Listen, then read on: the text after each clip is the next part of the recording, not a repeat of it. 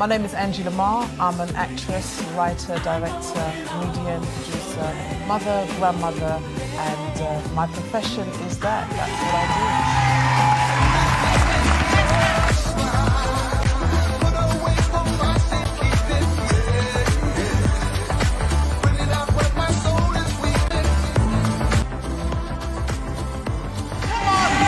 I can't sing. Well, I started my career in comedy.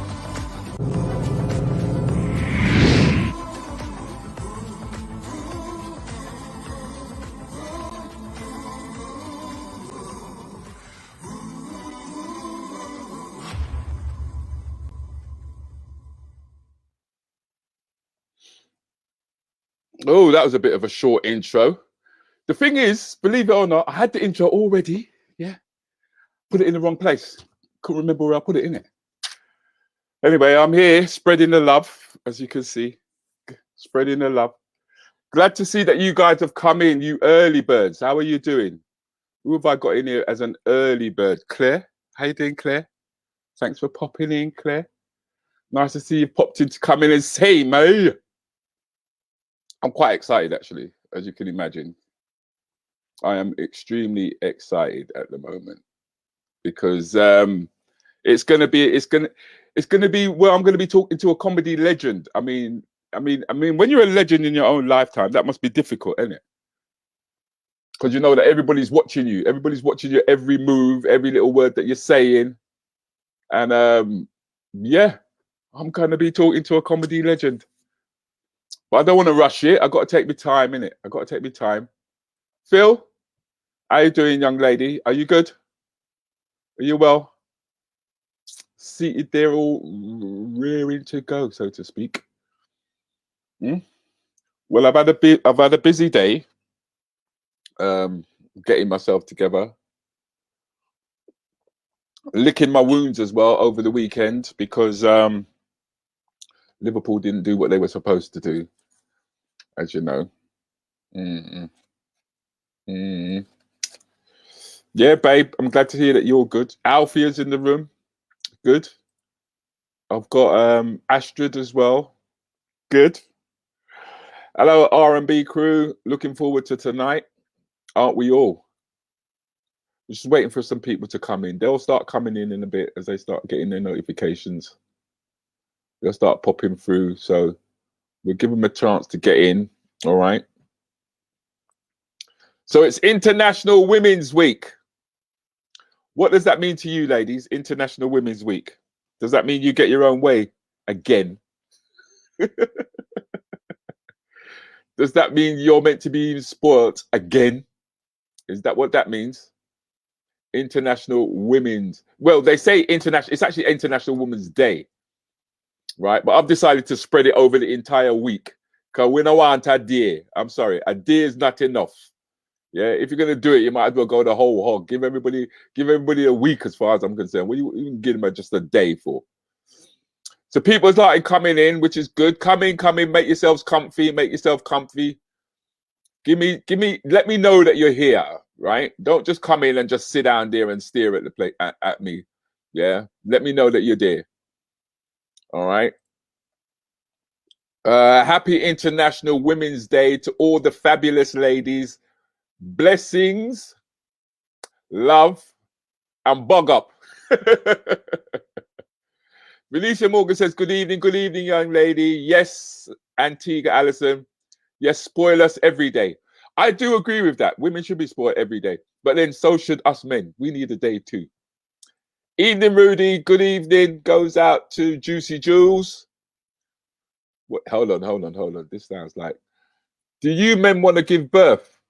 Can't even handle man flu. No. God knew what he was doing when he said that you can give birth. He knew exactly what he was doing. He said, you carry that. Yeah. And he gave us ears. I don't know why he gave us ears, because then we could hear why you lot was moaning when you was carrying the child. But, you know, hormones. Yes, we really need a month. But you know we settle. Yeah, I know. You do. But the thing is, women ain't settling anymore. Have you noticed that? You don't settle anymore. You don't settle for anything anymore. You're out there You're out there reaching and grabbing. Eh? Out there reaching and grabbing. Hey, autocorrect. Wait, hold on. Did you spell something incorrectly? I didn't notice. Trust me, I didn't notice.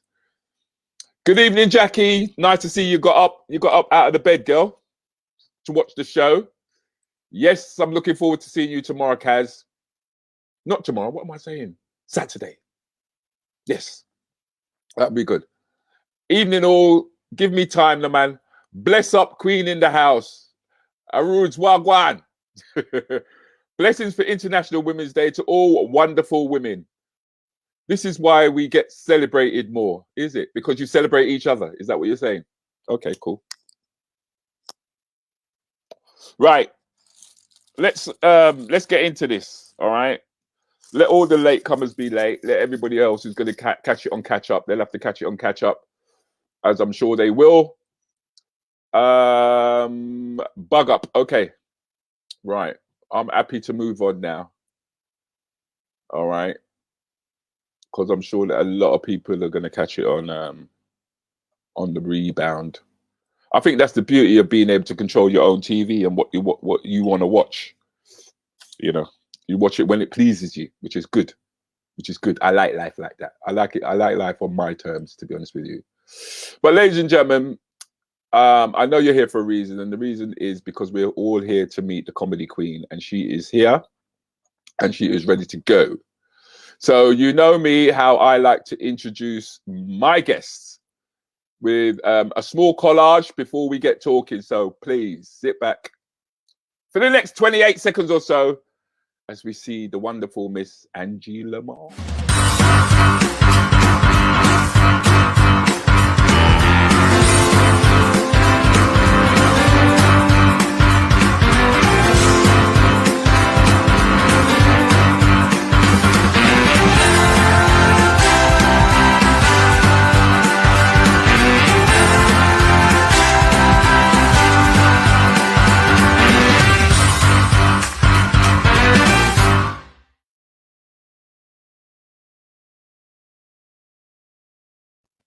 That's quite a stern face. Yeah, we are getting a bit of feedback, unfortunately. It might be. Have you got any earphones just at hand? I can get some.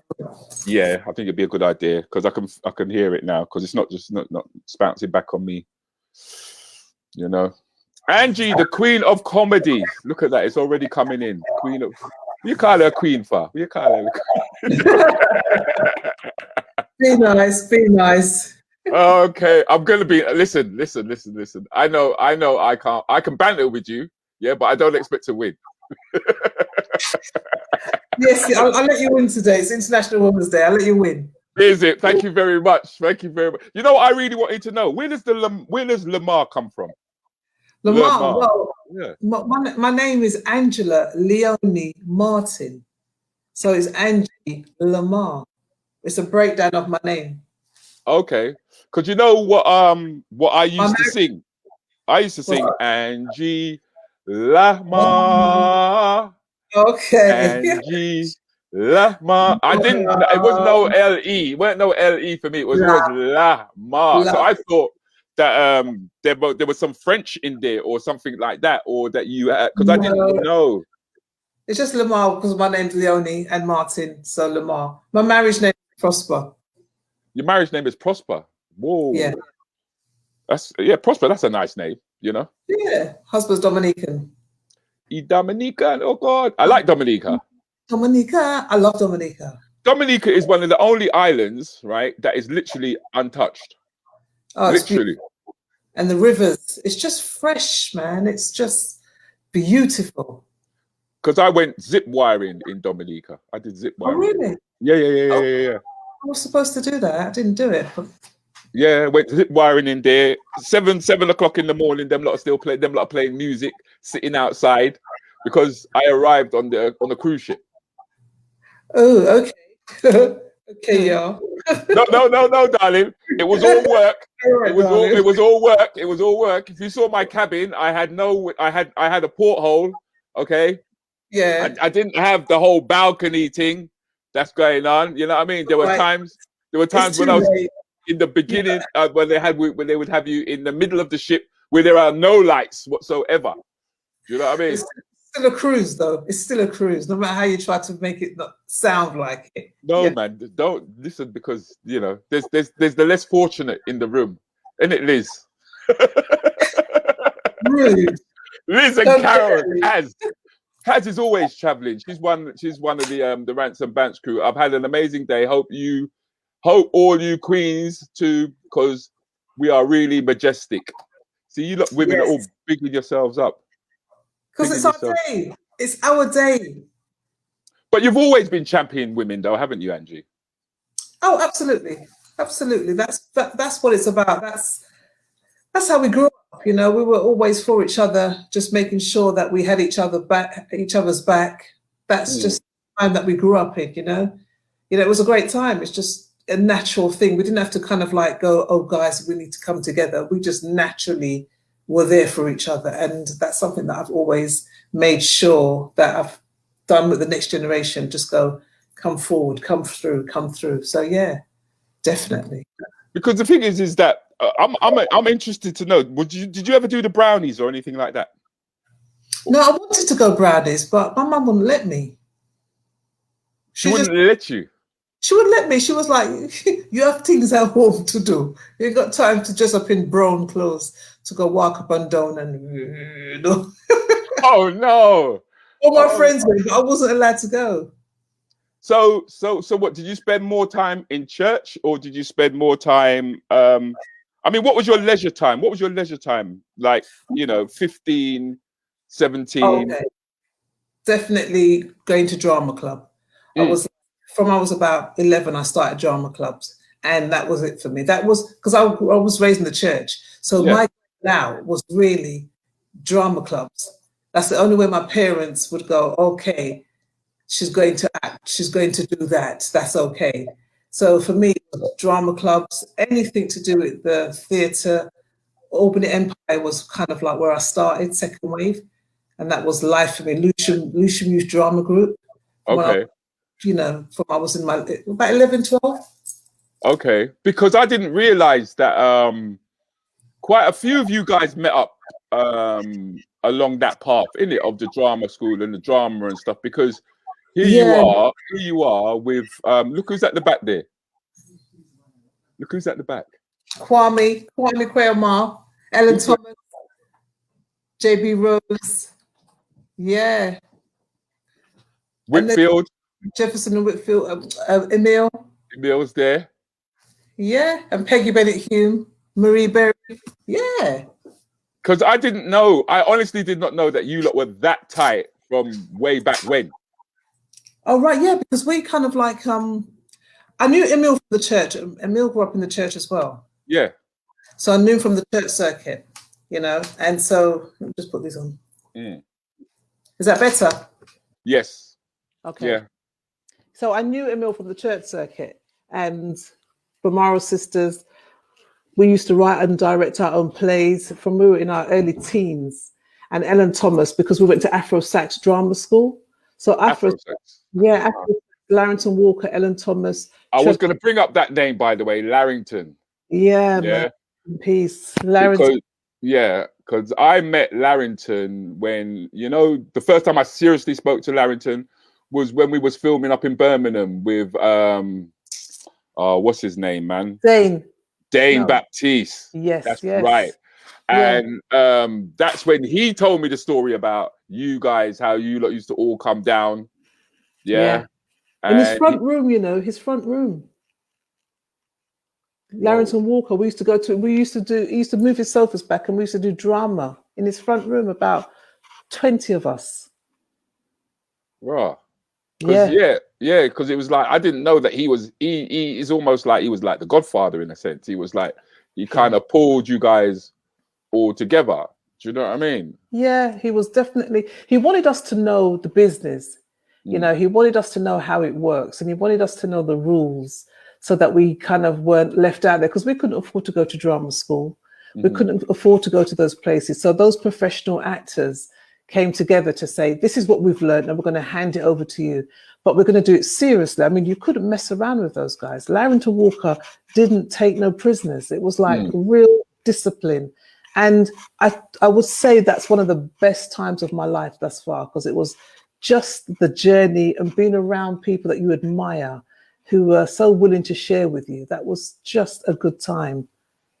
Okay, because I had none of that. I was like basically just from the age of about 28 turning into, oh, you look like this character, Murphy, and then just basically jumping into it, right?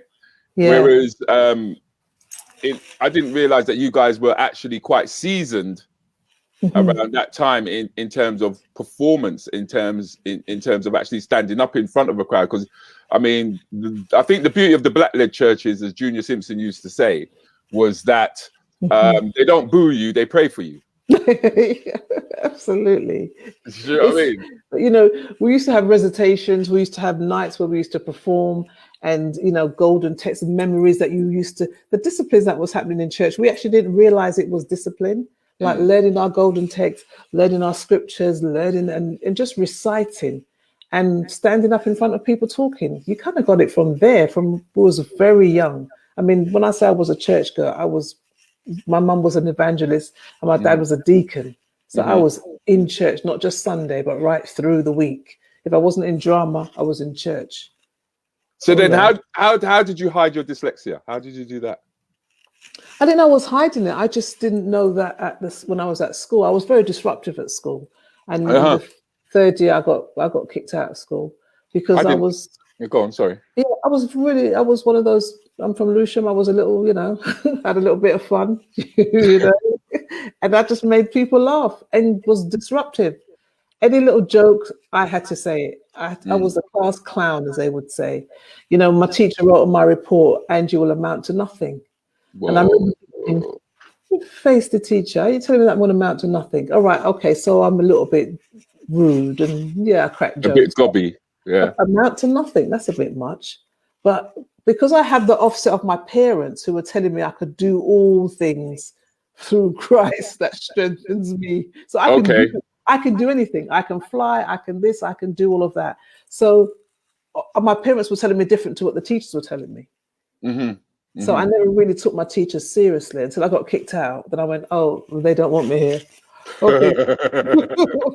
Okay, cool. So where did you end up once they kicked you out? Where did you end up? Well, I used to go to Lewisham Girls' School, and then I was out for about 6 months. And my mum had me cleaning and doing skirting boards. She was not letting up. And then they got me into school. Ross Howells, you know, Baroness Ross Howells. I've heard of. Yeah, and Sybil Phoenix. They used to run the racial equality centre in Lewisham.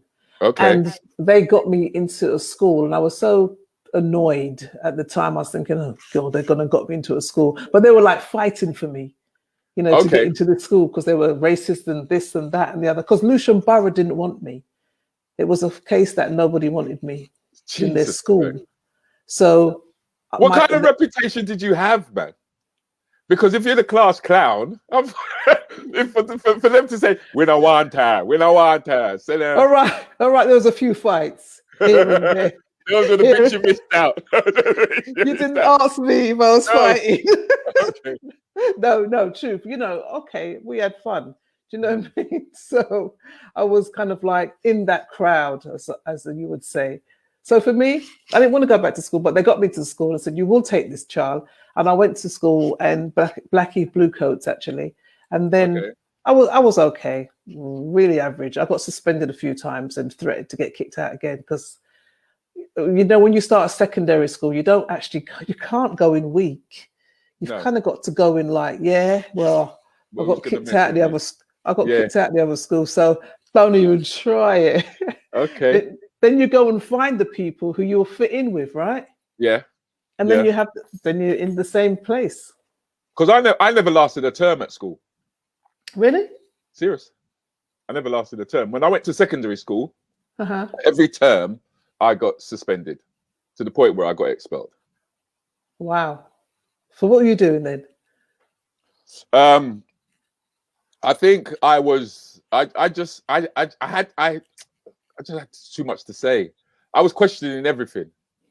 Yeah. I had a curious mind, right? And I knew that they didn't expect much of us, Yeah. right? But when they used to kick me out, I used to go in the toilets and study, right? Wow. Yeah. And then when we sat and we did our mocks and everything, Mhm. and I did really good in my exams, and I ended up being in the class with Tongu and Sandip and all them man there, yeah. And like, I'm like, I don't belong here.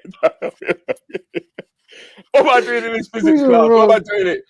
Tongu, man, come on, let's mess about. Tongu don't want to mess about. Do you know what I mean? What's this work? He wants to do his work, so to speak. So, but I know that in John Kelly Boyd there was a very, very, very low expectation of us anyway, and the area in which I was living in, it was already decided that we were going to go and work in Park Royal in one of the warehouses, kind of like thing, you know. It was literally decided. I mean, you couldn't think about a white collar job at the time, right? And I didn't even think about going to work. I was always going on the stage. So when I was telling my teachers, that's what I'm going to do, it was like, you know, dream on. And I'm thinking, no, that's what I'm going to do. I'm going to get on stage. I'm going to make people laugh. So you always knew? I always knew, because I got 4 older brothers, and when we used to have blackouts. Yeah, I remember the blackouts. Yeah, I used to think, wow, time to perform, time to get the candles out and start standing up in front of them, because they can't go nowhere, can they? Right. Yeah. So it's like captivated audience. I'm the youngest, so they were like, the little girl, let her do her thing, and I used to just try and make my parents laugh, my brothers laugh, and so hearing laughter for me was just like, I'm complete. Once I hear laughter, I think everything's good. Yeah, and so I knew from I was young that, you know, the teachers tried to say shush, you know, but I knew I didn't like reading as well. So if they asked me to read, I would definitely do Play something. Yeah, to get kicked out. Yeah, I think because that's what I was asking. That's what I was asking. Like, how did you mask that fact that you didn't know what it was at the time, because nobody really explained dyslexia. I used to make jokes about the fact why they call it dyslexia. You can't find it in the dictionary. You can't even go look that up. It's not even spelled the way that it's. You know? Talk about the hardest word. How wicked. Why couldn't they just call it DD? So you can go, I can get myself through that. Dyslexia. And you think, hardest word to say and spell. But when I was at school, I didn't know that. I just felt I was stupid. I thought, I can't read out loud. I can read when I'm looking at the words. Okay, but when it comes to reading, the words disappear. I feel stupid. I feel anxious. I get hot. I get frustrated. And then I get angry. That's what was happening. So I thought, rather than go through that, just tell some jokes and get kicked out. And get kicked out. And then when I went for audition once when I left school, the director said to me, I think you're dyslexic. And I was like, what are you talking about? What are you talking about? Yeah.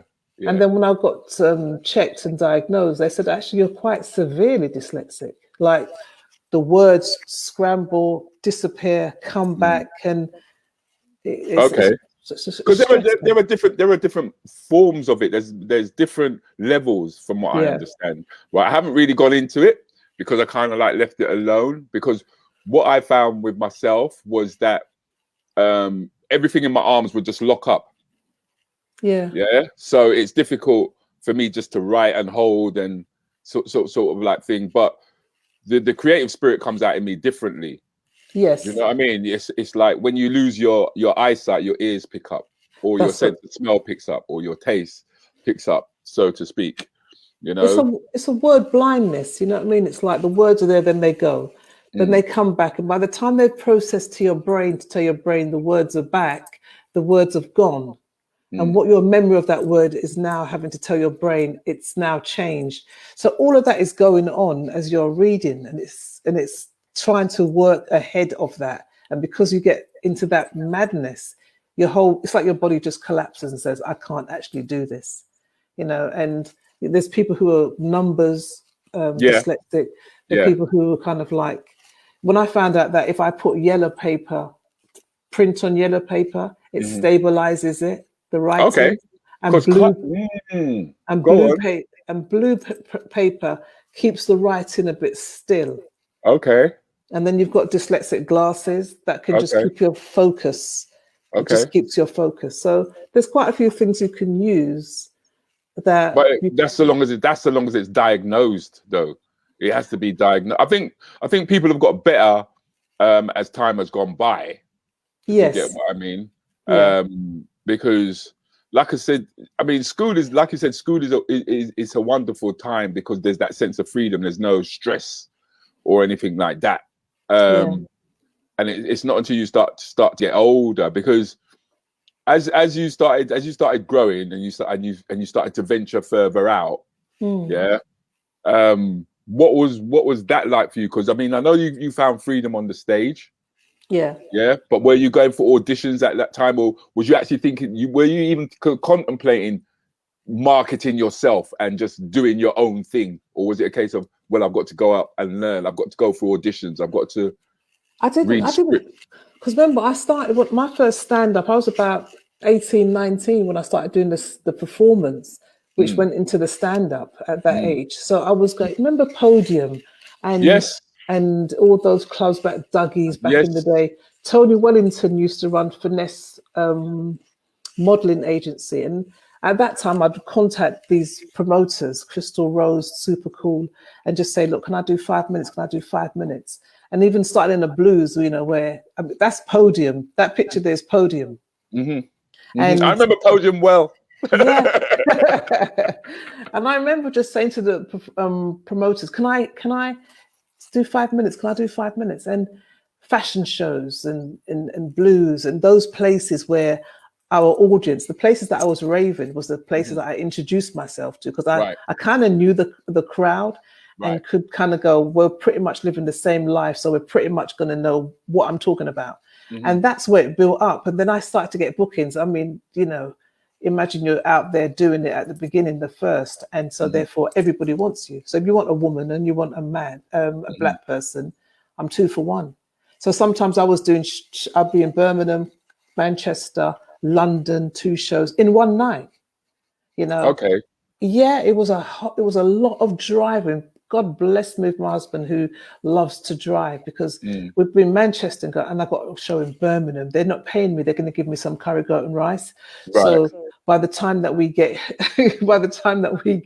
to London, we get something to eat, or, you know what I mean? It was really living in that lane, and the popularity built up, and then people wanted to see me and audition. And that's when I kind of fell on my face, really, because the audition, it didn't work. It was like, I can't do this. I couldn't manage it. It was like they wanted this girl that was doing stand-up. So she can do that. She must be able to do that. She can act. So let's bring her here. And then there would be this disappointment of now. And after a few rejections, you just think, you know what, I'm going to write my own play. And I won't have to, I could audition and I'll get it because I wrote it. Because you wrote it. I understand that. Right. I understand that. Because I didn't know, I had no idea that it makes sense that you go through that, but I had no idea. Do you know what I mean? Because by the time I met you, Cabaret had already started.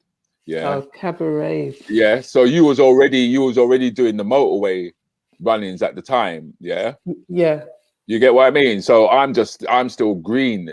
I am literally green at that stage. And I can remember, like you said, around that time, it was about getting involved in the fashion shows.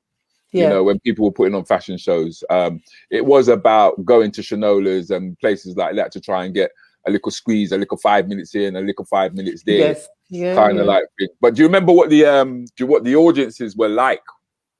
The audience were great. I mean, if they weren't, then you just couldn't survive, because that was where you cut your teeth, because you've got to say to people, like, I remember one DJ introduced me and the lights had to go on. That's what I said. people are scrubbing, right? And you're like, oh, this ain't gonna work. Then they're like, turn on the light, turn on the light. See this little bright face just turn up and they're like, I want it. And then they introduce you, say, we have one guy one tell 2 jokes. Oh, no, move back, make sure on me, move back. And you're like, excuse me, sorry. Hello. So right, and you just get in and you just go. And before you know it, you've got them because you're telling them your story, their story, which they haven't heard on television because they're not seeing you on telly, black comedians.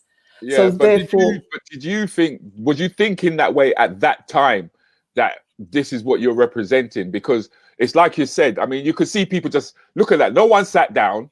You get me? You can see that there's no organization. There's nothing. There's no real lighting. You get what I'm saying? I So was on a box. You know, if you look, I'm on a box, you know, Rudi, on that one. I'm standing on a box. They put like 4 boxes together and I'm standing on a box. Like somebody had to help me get up and help me get down. Jeez. You have to be funny. You can't not, because it's too much to stop a dance and go into the middle and go push the box in and they go, all right, move round. And so everybody's around you. That's what I'm saying.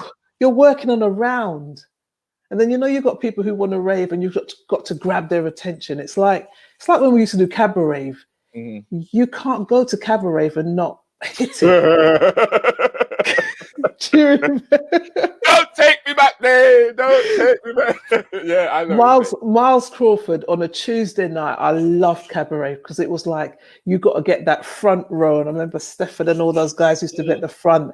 And if you didn't get it, you're gonna die. You're gonna die.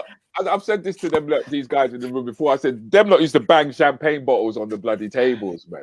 Do you know in front of you, their feet was up on the stage. Yeah. Looking at you like, you better be funny. Yeah. And honestly, once you've come through that, but you've done it in the blues, so by the time you've got here, you're kind of going, yeah, I get it. We know what we've got to do. We've got to hit it quick. Hit it We've got hard. to get it here. Get the ladies on side, because they'll shut the men up. So I've got the ladies on side. Get lost. Let's go. Yeah. Because who was around you at that time? Who was around you at that time? Because Jefferson and Whitfield, Miles Crawford, Felix Dexter, rest in peace. Eamon Powell. Yeah. Roger D. Yeah. Those are some good names. Those are some good names to call, because I'm not sure of Marcus's background and Eamon Powell's. Do you get me? Is that June? Is that John Smith with the child? John Smith, yeah. Because you could always tell he used to wear them. Eamon Powell and Junior Simpson there, and that's my son Travis. Is that Travis? Little bit then. That's Travis there, yeah. So you lot was busy when you lot was going up and down the motorway. What babysitter? It's just get in the car and babysit. One time I was on stage and I saw my kids just walking on stage, and little ones just walking on the stage. And I was like in the middle of my set thinking, why aren't you in the changing room? You know, that was real. They'd sit in the back of the car, get some food for them and put that in their gut and get on to the next gig. Yeah. Because I think it was from Cabaret meeting up with Hugh that I would say you can correct me if I'm wrong here, okay?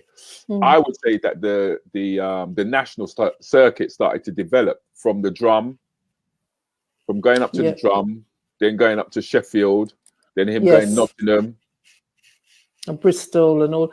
I mean, what John Simmet did for the black comedy circuit in terms of nationwide, he everywhere. He just had us move. Leo Chester as well. Yeah, he just had us moving around every weekend. You can guarantee we were selling out the Crucible Theatre, Alexander Theatre. Remember, we haven't done television, you know. Yeah, I know. The circuit. We were spoiled that way. The circuit was building up. The black audience were coming out and saying, you know, underground, there's these black comics who are telling their story, and they were coming out their numbers. And then before you know it, we're in the bigger theatres selling out, and we were having a ball, man. It was like, if I could go back to that time, I would love it, because it was just, we didn't know what we were building. It was innocent. So what do you think has happened to the circuit then? I mean, has it evaporated? What do you think has happened to it? I think it's it's grown. It's the progression. It's moved on. It will never be what it was before, because it wasn't supposed to be. We were supposed to build it, inspire, build it again, move on, open new doors, get international, get national, you know, and just make it bigger than what it was. And the audience forced that because we couldn't do it without an audience. But the thing is, our audiences would predominantly come out bank holidays. Mm-hmm. Yeah. It wasn't because what I learned pretty quickly was it was always, and our comedy nights was an event. Yes. It was an event. It wasn't just a night out. It was Yeah. put on your shoes, get your claws. You get Yeah. me? It was like a 3-week or 4-week preparation for you to decide that you're gonna go. Whereas, that's right. yeah, whereas if I went once I started to work the white circuit, it was like we're just going to the pub, innit? Just going down the rag, like, you know what I mean? You had smaller venues. You had venues that were just catering for about 60 people 60, 30, 40 people on a Tuesday night. You know what I Right. mean? If we had cabaret right across England, Tuesday, Wednesday, Thursday, it'd be the same thing because cabaret was on a Tuesday night. which was amazing when and you it think about it, a Tuesday night. And it was packed. I don't think there was a night when it wasn't packed. So you have all those venues. You've got different comedy venues that are opening up. And so for the mainstream, it's different. We were doing different types of venues for different audiences. We were dressing up. They were dressing up. You know, you had the work that Ian Thompson was doing as well with black comedy, which was taking us to the next level. He took, because the thing is that Ian rode off the back, not off the back of, I mean, Dave Bryant built the Black Comedy Club. Black Comedy and Jenny Landreth. Yeah, and Jenny, right? I never met Jenny, by the way, right? But when he took it from Albany to, is it St. Matthews? St. Matthews meeting place, yeah. Yeah, and then he went to Tabby, right? Yeah. And then the growth started. The growth started really, really, really and truly happening. But then at the same time, TV started knocking, as I recall. And what was your, what was your baptism when it came to TV? What was that like? Well, the thing is, it was like you got. I think it was Ian Thompson did Miles Crawford show. Yeah, the Warehouse. Yes, that's right. And what Ian was doing was getting us ready for the next level. So he was getting us prepared with shows that were not just a night out where it's 10 comics, it's the one woman show, or it's the production now. Because we did Cinderella, Jefferson and Whitfield wrote Cinderella. Right. And when we did Cinderella, it was just, again, if I could go back to a time, it would be that. We didn't know what we were doing. You know, we just knew that we needed a pantomime that was black. So the Civic, where Ian was, he produced that so that we could see that we could run for more than one night. We could build it and we could spend 3 weeks and then go to 5 weeks and then go to 6 weeks. So by the time I had finished doing that, I had met some of the cast members, and the ladies I came together with and wrote Funny Black Women for them. Okay. And you wrote it for them. You all wrote it together because you took that to Edinburgh. No, I wrote Funny Black Women because when I was doing Cinderella, this is not the original Funny Black Women. It was Felicity Ethnic, who was in Cinderella. It was Yvette Rochester Duncan, who was in Cinderella. Is Yvette not in this picture? No, Yvette's not there. Yvette is there. Yvette's on my left. On your right. On your right. Oh. Yeah. But looking at it, it's left. Yes. Yeah. So and also is Chizzy. Chizzy came on board when we did Theatre Royal Stratford East. Right. But when we did it at the Civic Centre, we had met from doing Cinderella. Right. And then I went to Canada because I so enjoyed working together. I went to Canada. I said, I'm going to go and write a show and come back for you guys. I came back. I said, Ian, I've written this show, Funny Black Women on the Edge. And he said, let's go for it. Let's do it. And we put it on and sold out and sold out and sold out. Then the show got picked up and went to Edinburgh Festival. So the show went to Edinburgh Festival, sold out, got great reviews, came back. And then that's when the Real McCoy came in because they were introducing the stand-up. After I'd done the stand-up in the Real McCoy, the following day, that was it. It was so then how does Malcolm Fredericks come into the picture then? Well, Malcolm Fredericks comes in because after I'd done the Real McCoy, they were doing a Channel 4 sketch show. Mm. So he called me and Chris Tummins, and we came together, and we, you know, he had quite a few people that we were working with to try and work out what the show was going to be. And it ended up being 3 of us. Mm-hmm. Now, that was just the experience that was such a life changer, because Malcolm Frederick, again, rest in peace, he was about the change. He was about taking control of your destiny and writing your script, getting paid for writing your script, knowing that the percentage and breaking down the business side of things. Mm-hmm. And even when I even met you, had Chris on, but I walked into the rehearsal room once and Chris was there. Remember, I grew up on No Problem. That's right. And I walk in and I see Toshiba. and that's how I've seen it. It's like Beastly and Toshiba. Yeah. And I walked in and I was like, oh my God, I can't believe it, you know? I saw them years ago doing Tooth of a Crime in, Tricycle Theatre. Okay. And so I've watched their career to television, Judith Jacobs as well.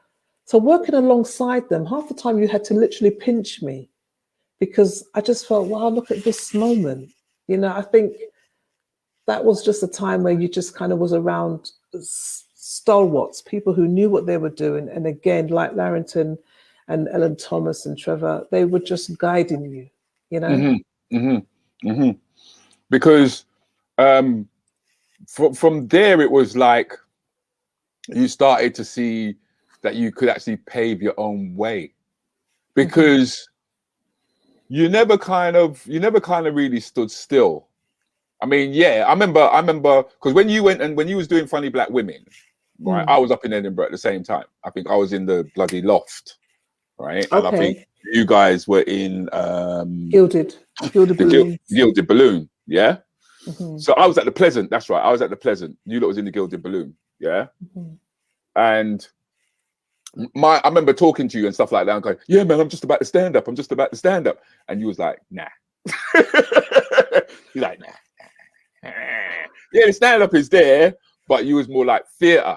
Because, like I said, I didn't know that you was coming from a theatre background, so to speak. Yeah, and like you said, the great facilitators, the Johns and the Ian Thompsons, right? That was breeding that kind of experience into you in terms of there's a bigger picture here. There's more to understand, because I did come into it with a business mind. I really did. And I thought, right, how am I going to tackle this business? Because the first thing, once I found myself in the position that I found myself is I knew I couldn't represent myself. Right. I need a white guy. I need a front. I need a white guy. I need a front. Yeah. Okay. So that's how I got hold of Paul Dudridge. So the name Vesna most probably rings a bell with you. Yeah. Just managed Gina. That's right. Yeah. But then Gina that's what I'm saying, is because I put Gina in touch with Dudge. Okay. Yeah, because Gina was hungry and wanted to know how I was doing bits of TV and stuff like that at that point in time. Yeah. But all when you was doing the Civic, you was, if I'm correct, you have to correct me if I'm wrong, right? You started doing courses as well. Yeah. Tell us about the courses. The workshops. Yeah. The workshops. I think that thing of coming from Theatre Royal and, not Theatre Royal, what's it called? Dick Shepherd's. Right. And knowing that the actors ahead of us was passing it on, it just made sense that there is somebody younger than you that doesn't know something that you know. And so therefore you could gather people together and say, well, this is what I learned so far. You know what I mean? And so therefore, here's my knowledge on that. And then when I learn some more, I'll come back to you. You know what I mean? So I've always been doing workshops and just kind of like getting to younger people who couldn't actually get to the same routes, the same way I couldn't get to that route, who can't go stage school or whatever. And so it's always been that plan to kind of get kids together. So I was always doing workshops from very, very early. I mean, yeah, because that was one of the reasons why when I went up to Edinburgh the second time, remember I called you? And you came, the three of you came, sat down in the front, big handbag and everything, getting ready to listen to me hit my spiel, kind of like thing, and give me what bit of advice that you could give me. I was quite shocked that you arrived, to be honest with you. it's what you do, isn't it? It's like you needed to have feedback, you know what I Yeah. mean? And that was it. And I remember walking into the pub thinking, oh, this is great. This is great. I know what, I'm going to make it really hard for you. I'm sitting in front. Sit right in the front. Yeah. Yeah. And you're like, all right, come on then, bring it, come. Make us laugh. Yeah. which kind of helped when you consider that by the time I did get to Edinburgh, and like the weekends were always sold out shows for me. You get me? And then it was the hard slog because during the week, you know, unless you got those stars, you know, it was always going to be hard work. But then at the same time, it was a case of paying agents again, because I was thinking, you know, this is how the business works, you know, not realizing that a lot of it was running on coke as well. You know how they are. That's just how they are. And you got to go to the loft bar and the library bar, and you got to do all the networking kind of like stuff. I mean, how were you when it came to the networking? Because I've got a feeling that you're a good networker. I can't play the game. I'm not good at that. You know what I mean? Right. I can't go, oh, I better go there because guess who might be there? They might do that. I can do that for a bit, and then afterwards I'll be going, so I'm going. You know what I mean? Yeah. Because I can't, I know what I have to do. I have to work. And that's just it. I've got to build the numbers, and I've got to work. I took 3 shows to Edinburgh.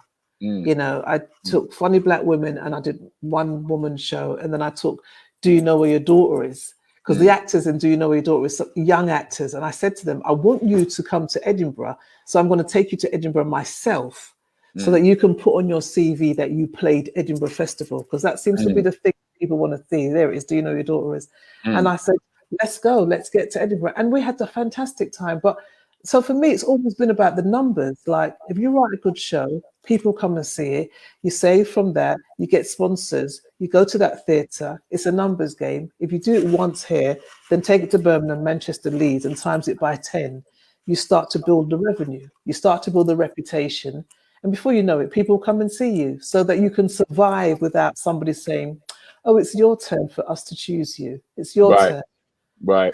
That, to me, I'm not going to give anybody that power. So that really, and yes, I've gone to the smooching and it's hard work, isn't it? It's hard work. But I like your strategy, because you're very strategic in the way that you move. You know, because once Jeff left or got booted out or whatever way it went with regards to Choice FM, yeah, you saw there was an opportunity. And was that in your mind before it happened? I was doing Friday nights and Monday nights ladies' room on Choice, and then I left. And when Jeff left, they contacted me and said, we'd like you to come to the Saturday morning show. Right. So I said, before you do that, I'm going to contact Jeff and speak to Jeff. Yes. And so I spoke to Jeff, and they wanted me to start soon. I said, no, I don't want to start straight away. Give it time to get the audience used to this. Let me get ready, because I'm taking over Jeff Schumann. So it's not just light work, just jump in and go, hi, everyone. I need to get that my mindset from my Friday night show to a Saturday morning show. Yeah, that's the difference. And to speak to Jeff and then do the right PR and come in respectfully. And that's how that happened. So, and I loved it. I loved what radio could do, because I was enjoying it in the nighttime. Okay. I started off at Radio London, actually. Yeah, because I think quite a number of us got a call from GLR. Yeah, GLR. To come in. Do you get me? And my thing was, we can't see nobody. We can't. Like, I didn't have that creative mind to think that they're sitting there listening. You know, they're sitting there listening. I had to feel the audience. I had to see them. I had to evoke that response, whether it was positive or negative, because you know you can work on both ends of the. Well, it wasn't easy, because Ray Paul was my producer, and he literally had to speak now, stop, play the record. And how I got that sketch show, I did a sketch show on Get Up Stand Up, where I was a DJ, and it was a DJ that used to kind of like give bad advice in the nights. So then Gloria, this lady from GLR, contacted me and said, I think you should do radio. And I was like, radio? Because all I'm thinking, I got to read. So if you're going to, I can't take that. It's too much. I can't manage it. Yeah. So she said, come in and try it because you've got a good voice. So I went, okay. And Bob Mills used to do the Sunday night. I know and I took over. Bob was good to me, actually. Mr. Bob Mills, he took me to Sky. He's a good guy. Yeah, it's a good guy. Sky. So I was taken over from him.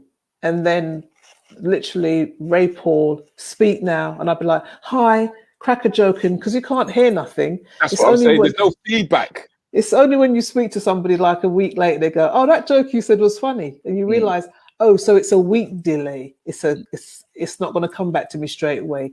So just talk, let it go, and it's a different medium. So that's really how I got into radio. And then Choice came in. I saw Patrick Berry. I was putting some adverts on that Choice. And I went, oh, Patrick, give me a show. I'd love to have a show. And he went, you want a show? Okay, cool. Simple as that. And I was like, okay. Yeah, because contact Ep37 and then go and get your show. I was like, all right. What? Yeah, but you were Angie Lamar by then. I mean. Yeah, but at the same time, you're still humble. You got to ask, because nobody was. He didn't see me and go, Angie, do you want a show? So it was for me to go, can I have a show? And that's how I've done a lot of things. It's just gone and said, can I have that? Can I try that? Can I do that? And when they say, have you done it before? I say, well, I think I can do it. And I'll go home and work out how to do it. Okay. And come back and say, I think this is how you do it. And learn as you go. So then when you started, when did you actually start writing The Brothers then? The Brothers, you know how The Brothers came about? I'm in Jamaica, okay, and my mum used to watch Young and Restless. And at 7 o'clock, she would just stop talking and go and watch Young and Restless, just like that. Mid-conversation, she'd be going, Young and Restless, and she'd be gone. And I said, I started watching Young and Restless and thinking, I want to write a show that does that, where people stop and go, I better watch this. So I then said to Etienne, I'd like to write a drama series for my radio show on Saturday mornings. Well, it started on those ladies' talk, but I want to start a ladies' room. But I want to start writing a drama. And he goes, okay, go for it. And he started to produce it.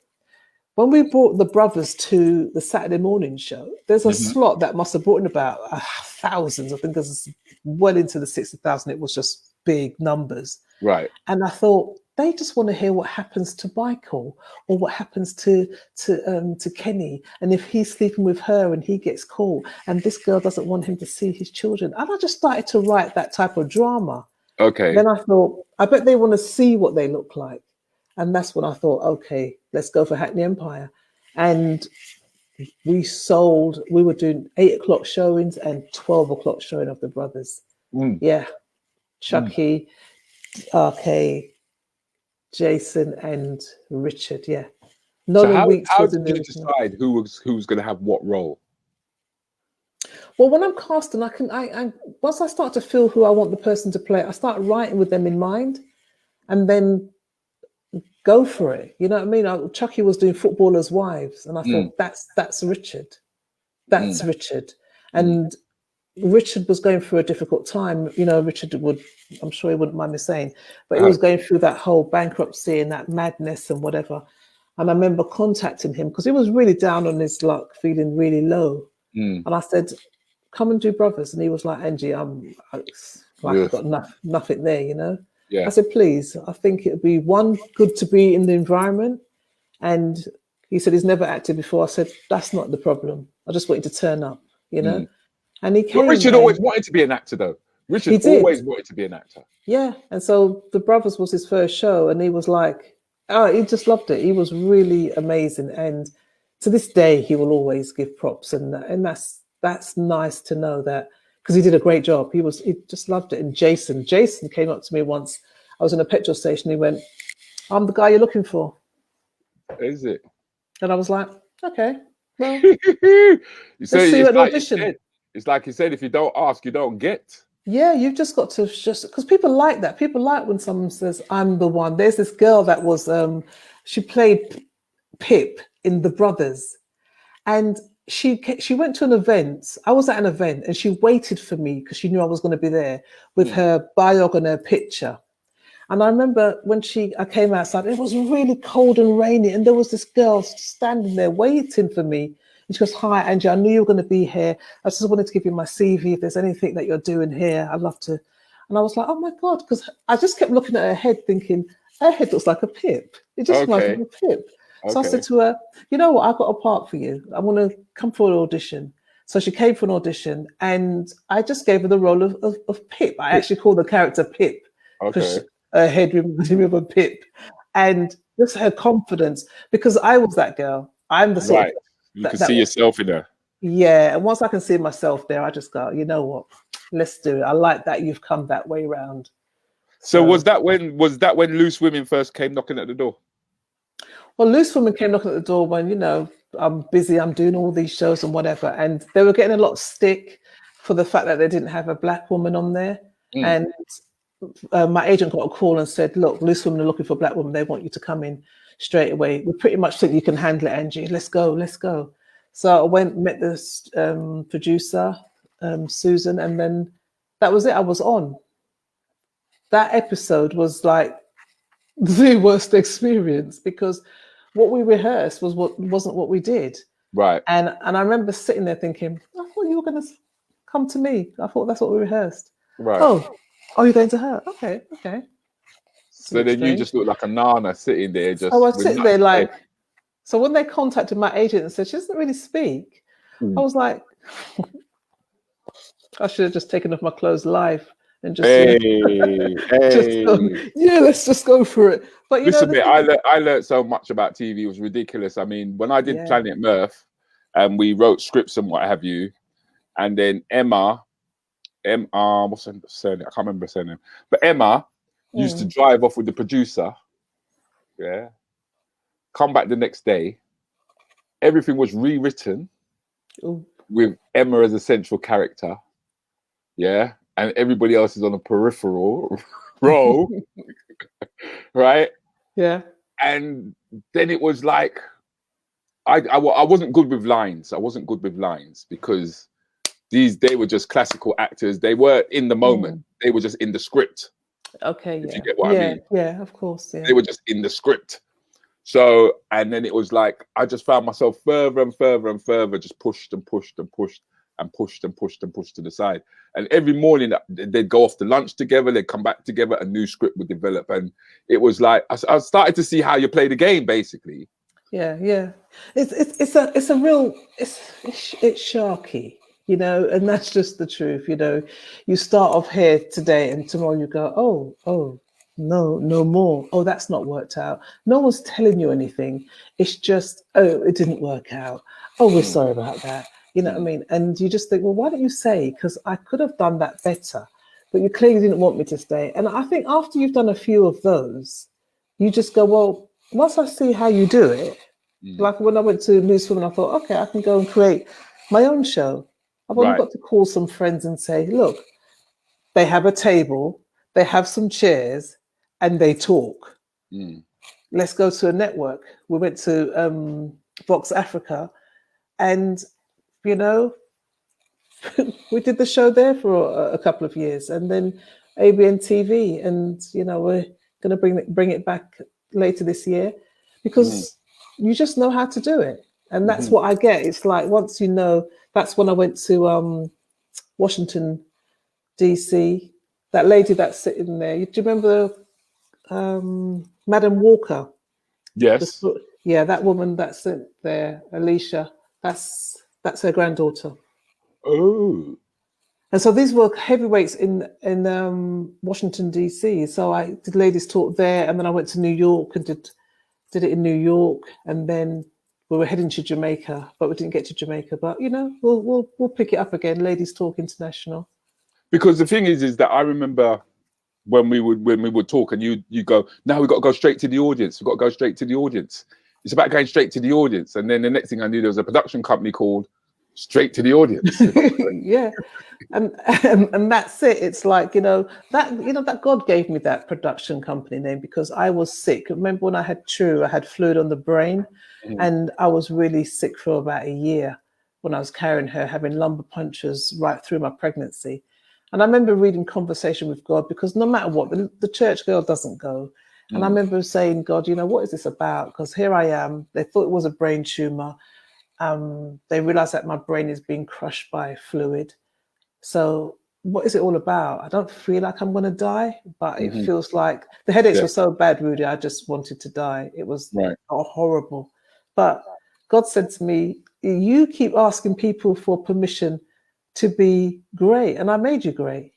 You don't need to ask them. You need to cut out the middleman and go straight to your audience.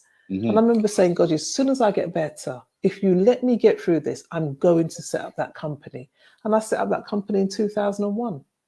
Yeah, because I distinctly remember you talking about it, because I mean, all during this time, you're meeting a lot of influential people who are stimulating you.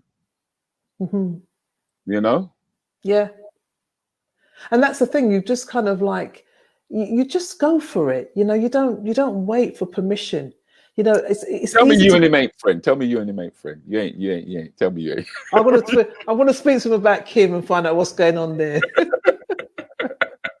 see if we can sort that out.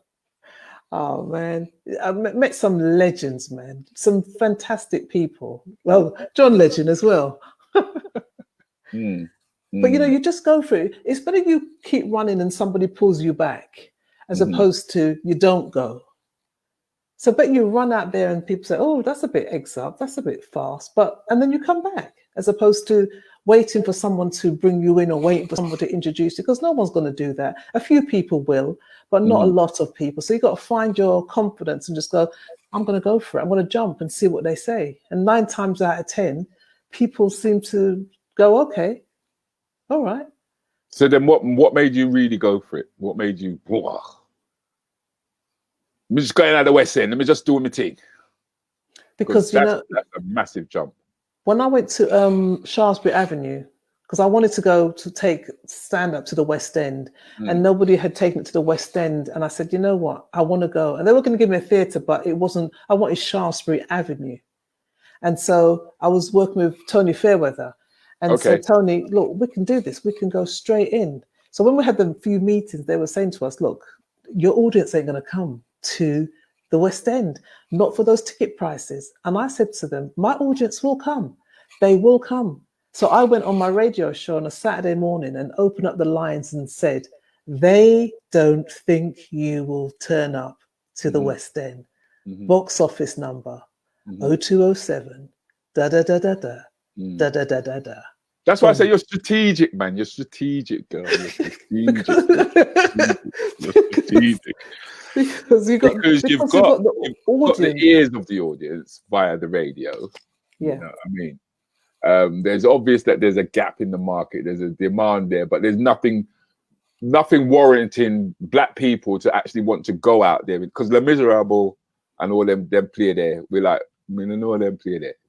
They don't relate to me as such, even though Othello and that is us. But it's just like the Bible. We don't know that it was black people who wrote it, so to speak. Yeah. Yeah. We deserve to be there. That's why I wanted Shaftesbury Avenue, because we deserve to experience that. You know, when I opened up the curtains and there was this audience, Sheila Ferguson was there, Colin Salmon, Moira Stewart, everybody was out for this occasion. And what can you say? It's that we deserve to be here. The math says to me that if I do the right promotion, and I don't take promotion for granted, I don't just do adverts and not flyers and not posters. I do it all and do the marketing so that I can say, I've done everything I could. So what was it?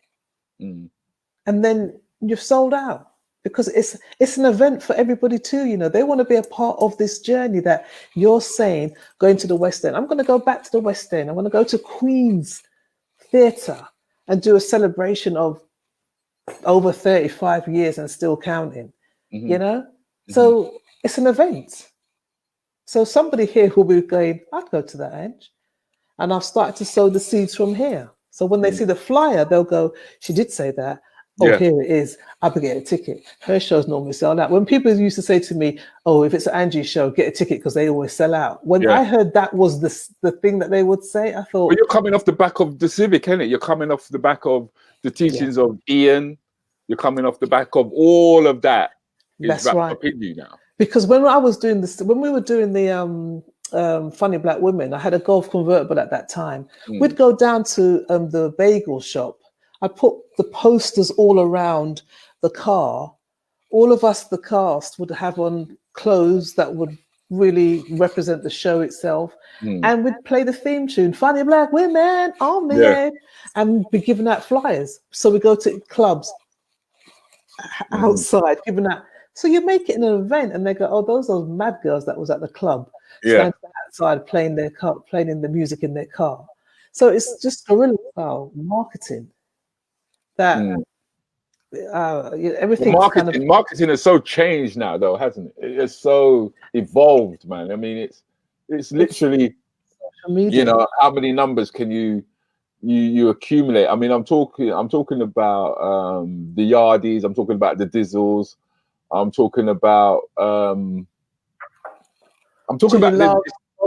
Judy. There's a different. It's a different beast now, isn't it? Comedy. It's a totally different beast now. Yeah, it's coming in from another angle, and so whatever angle you're coming in from, whether you're coming from back in the day, new school, or whether you're coming in off the social media, you must meet at funny. And if that's what you're selling, then you meet at funny. So if funny is the result, then funny will get you that audience that side. Funny will keep that audience from that side, and funny will do that. So no matter where you're coming from, we're coming to the same place. And that's the new game. And so some people got to get on board, like what you're doing now. You just get on board. This is what people are doing. This is what I think I'm going to reach another audience on a Monday night, Tuesday night, Wednesday night. And that's the way in. But do you feel that sense of responsibility in terms of what you say and what you do on stage? Do you feel a sense of responsibility? I think so, because I always remember that my mum and dad mustn't be embarrassed. You know, rest in peace. My dad's gone now, and he was never embarrassed.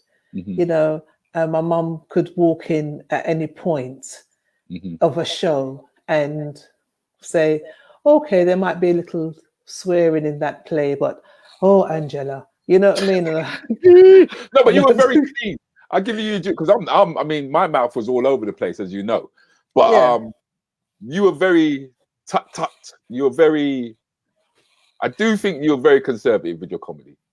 I do. Yeah, that's my style. That's me. If I came out and I was doing it different, you go, "That's not Angie." So it's no point trying to go, "Oh, I need to do this to be more like this." I'm not going to do that. I'm not. You know, if there was a time when this wasn't working, I'd know when to stop.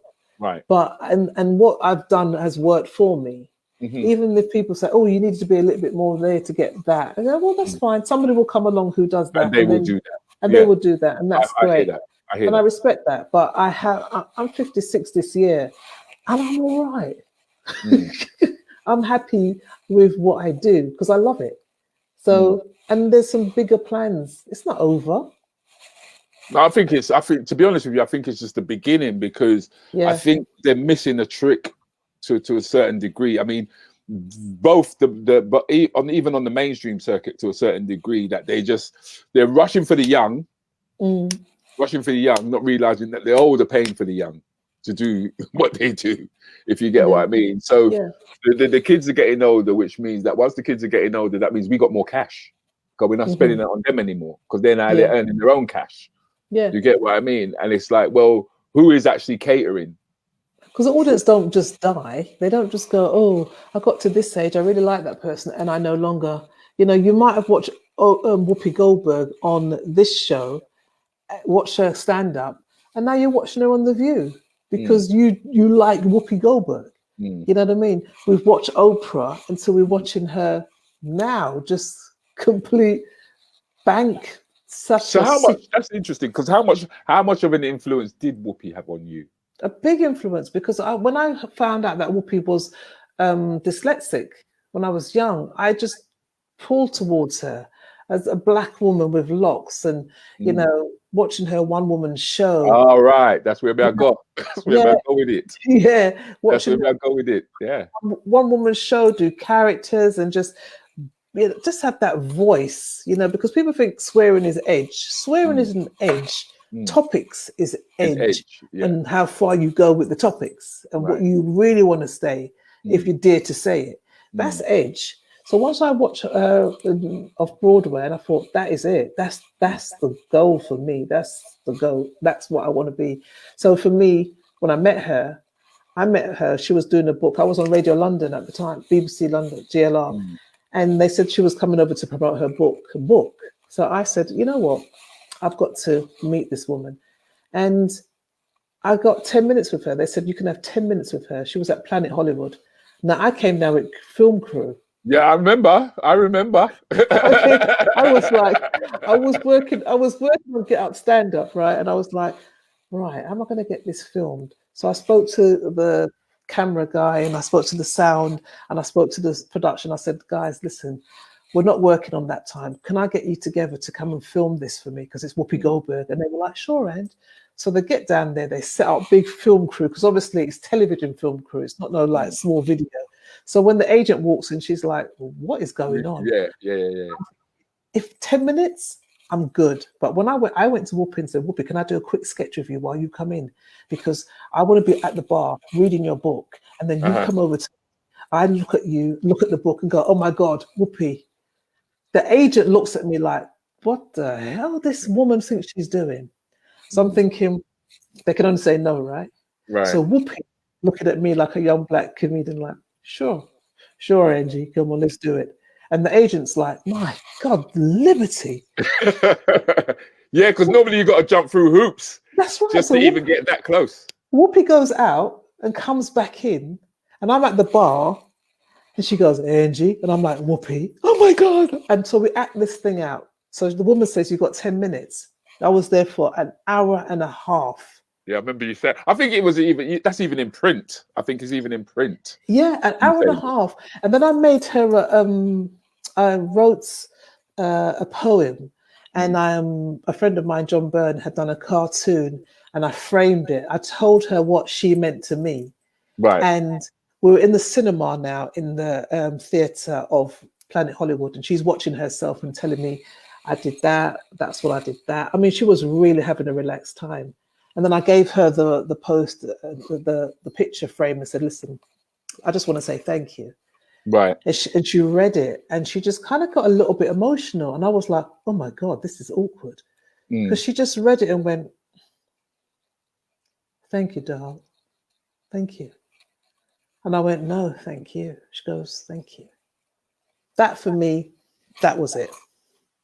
I mean, I must have flew home. You know when you just... Sorry. I'm on air like, Whoopi, because she's Scorpion, left-handed, dyslexic. I was going to mention that right at the top of the show. You're actually left-handed. Yes, left-handed. Left-handed dyslexic is even worse.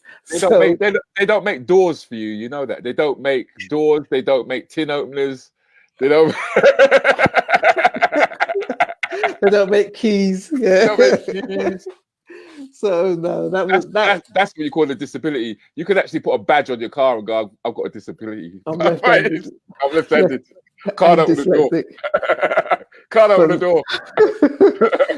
But what was this meeting like? What was that meeting like? Oh Lord of mercy. Yeah. When I got that meet with Maya Angelou, that was like just amazing, because you know the story. You know her story. So when you walk into a room, and I'm telling you, it just felt like angels were in there. You know, that kind of eerie feeling of like, you've entered a room with this presence, you know? Right. And I remember walking up to her, and I was kind of like, took her hand and sort of like, went like this with my head, like, nice to meet you.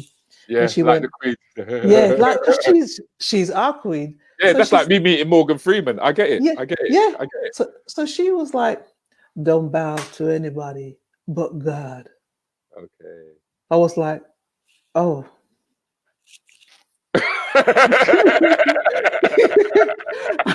Hold your head up, girl. Yeah, hold your head up. I thought, but you're worthy of that. And she was like, don't bow to anybody but God.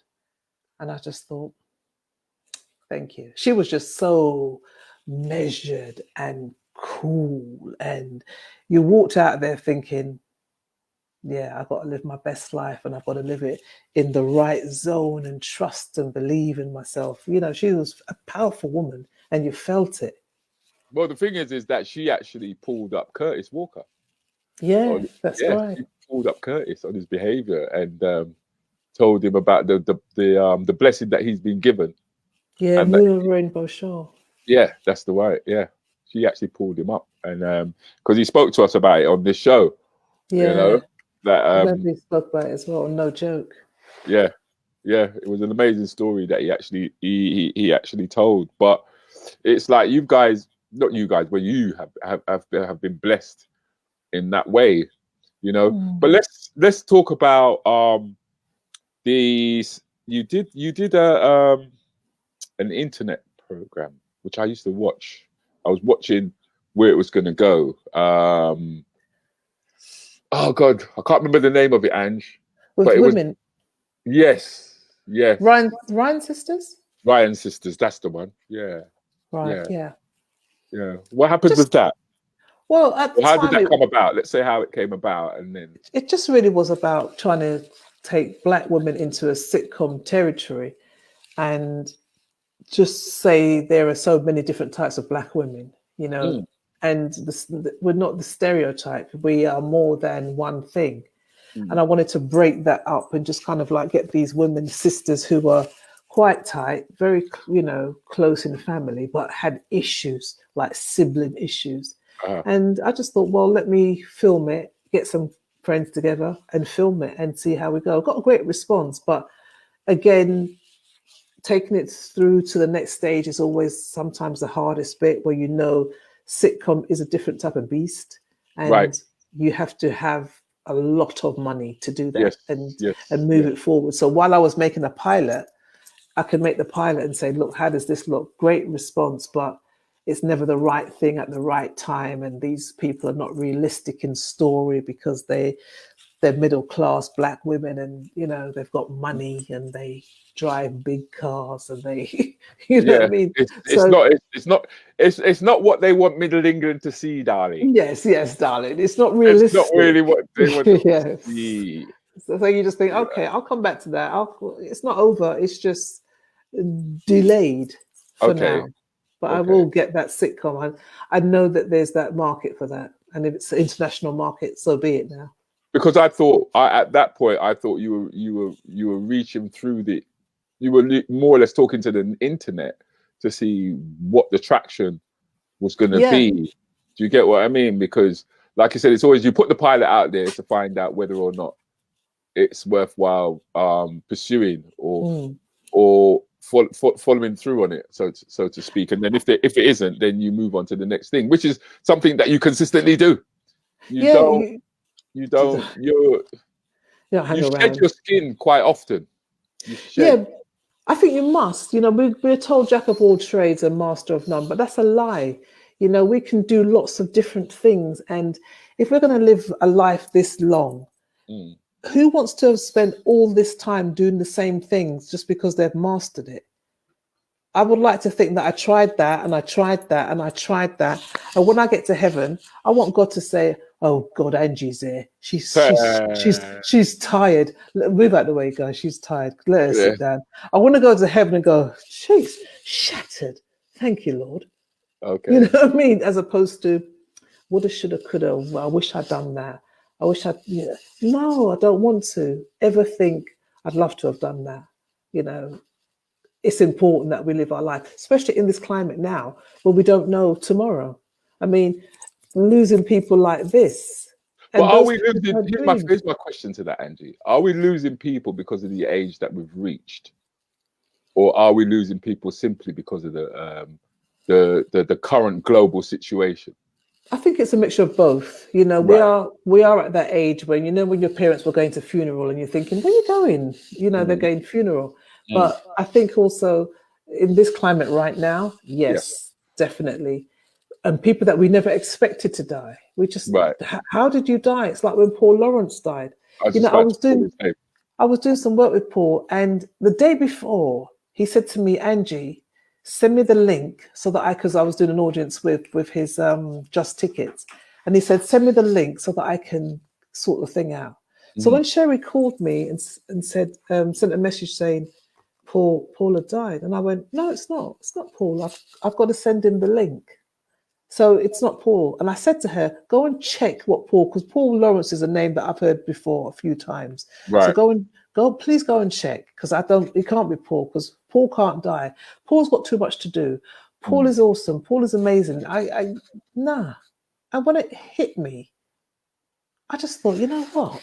Jesus, man, that doesn't make sense. Like, when something doesn't make sense, like you can. It didn't make none, because I was in the process of booking Paul to come and chat, have a sit down, and learn more about the guy.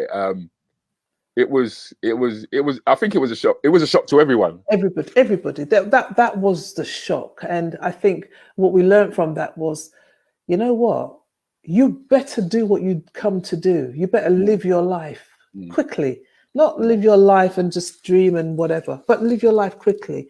You want to dress up and go out or do things. I remember the other day I was walking my dog in the park. I had full makeup on. I know people are thinking there comes a mad lady with her lashes walking through the park like, good morning, good afternoon. Because that's how I felt, and I'm not going to put things off, because when my time comes, please be clear on this. Know that I lived my life. I partied hard. I drank champagne. I'd done it, and I'm enjoying it. So that when my time comes, I can go, okay. No, I've always said, when I go, I want to go up there and have stories to tell. I don't want to say that I was eating tofu. I'd be shut up, man, about you eating tofu. Well, I ain't not about no tofu. I was pulling that spliff, yeah, and me and Stefan was around the corner, and that's what I want to do. I don't want to say to myself that I was every day I had to get up and go and see the same brick wall. It feels that way now because everything's been locked down. There's not everybody says, well, when I lose weight or when I do this or when I do that, I was always overweight. When I look at some of my pictures, I'm thinking, well, you thought you was overweight then, and look at your pictures now. You're glad to be that size now. Yeah. Do you know what I mean? Something was always a problem at that time. It's to try to get into your head now. Actually, as it is now, I have life, and that's good. I'm good. I'm good. I hope you don't mind me asking this question now, because we're going to wrap up, because we've really spoiled them tonight, and they know it. They've been very quiet in the in the room. Normally, I thought you'd get some questions. No, we'll get some questions. We'll definitely get some questions. They know that I haven't opened it up yet. Yeah. But I was very surprised when you like when #NoJoke came up. I didn't expect you to part so soon. Oh wow, really? No. You know what it was? Eddie called me up and said, Angie, we need to talk because of the whole George Floyd, and I remember there was a lot of conversations happening, and I didn't want to speak to the kind of, they call you to say, Angie, what do you think of this? Angie, what do you think of that? And all of that. And you just think, I'm not here just to talk about that. You know what I mean? There's other things I talk about. I like gardening, actually. Right. I have a dog and a cat. If you want to talk about pets, I've got other things. So I kind of stay away from some of those subjects. And then Eddie called me and said, look, we need to talk. We need to come together as a community and people who people trust and start speaking. So I then said, okay, Eddie, it's Curtis. And I know these guys, and my mates from back in the day. Let's sit down and talk. And we just went for it. And I think what happened is that it went for so long. I think we did 3 months straight. And after that, I thought, okay, that's it, guys. That's you. You're like, all right, we've done this now. What are we going to do now? And so I said to Eddie, I got, because I go to church on Sundays and the timing and stuff like that. Yeah, because you're always rushing in. You're always rushing in. Yeah, fixing your earrings and just getting yourself settled in, and you was always rushing in. And then there's some other things that was going on as well that in my life as well that I had to kind of deal with as well. So I was like, when they were going back, I said, I'm going to kind of miss it this time. And it just kind of evolved and moved on. And it was just, I'll probably pop in and just kind of do, you know, a hello and stuff like that. But then it's so timely and so needed, that conversation, that space to talk, and it's just gone from strength to strength. Because I mean, you guys opened up a lot of areas. You opened up mental health, which is something that wasn't really too spoken about, too tough. Fibroids, which I didn't really know about myself because it's not a male problem, so to speak. You know, and it was all and like mindset. You know, all of these things that I guess honest conversation. It's not something that you sort of like discuss. You're so used to talking about whether it be makeup, hair, clothing. You get me? All of these external things. That no one was really talking about the internal. I mean, it opened up Curtis a hell of a lot. Yeah, I mean, definitely, and it's got to know Curtis in a different way as well, because you know that whole you meet people and you see the best of everybody, and now we're all sitting there going, wow, this thing is serious. We're on lockdown. This is something that we need to talk, and we need to talk, because I think as a community, Black people, we need bulk therapy. We need to be able to talk and be able to just, I mean, we're coming from a history. We're traumatized, constantly traumatized by death, by our history, by slavery, by the repercussions of that. And we've never really sat down and gone. Never, ever. We've never had therapy. We've never ever had therapy. I'm hurting. We can't say that. We have to kind of go, you're right. Yeah, man, we're good. Tough it up, innit? You're fronting it. Well, we've always been a people of front, because that's why white people are so surprised that we're in such a economic state, but yet we smile. They just don't get it. Hence, that's why the Black and White Minstrel Show was born, to allow them to step out of, you know, the stiff upper lip thing kind of thing. That's right. I'm going to talk to the room now. I mean, I know you guys have been sitting there, and I understand that, as Howard said, it's too good to interrupt, because the thing is that normally they're all jumping in, and I know from the time that they're quiet, it means that they're hearing stuff they hadn't really heard before, right? And they're not just taking it as a because they know that I joke about a lot, right? But we're taking them to a different place, in other words, kind of like thing, and it is about keeping it real, so to speak, and so they've got the realness of it. But we're going to open it up for some questions, okay? Because I'm sure that you guys do have a couple of questions or places that you've seen Ange that you maybe want to ask her, and we're gonna do that for the next 10 minutes or so, all right? Because she has spoken for an hour and a half about herself. Is it? Wow. Yeah, that's what I'm saying. That's what I'm saying. That flew. That's what I'm saying, because I could have written a book on what you said, darling. Right, then. Right. Because that is your Howard's in Florida. We more than traumatized. We have to make we all in therapy. Okay, I hear you what you're saying, Carol. You was talking about what you were just saying earlier on. Yeah. But because your book is actually called Full Circle, isn't it? Yes.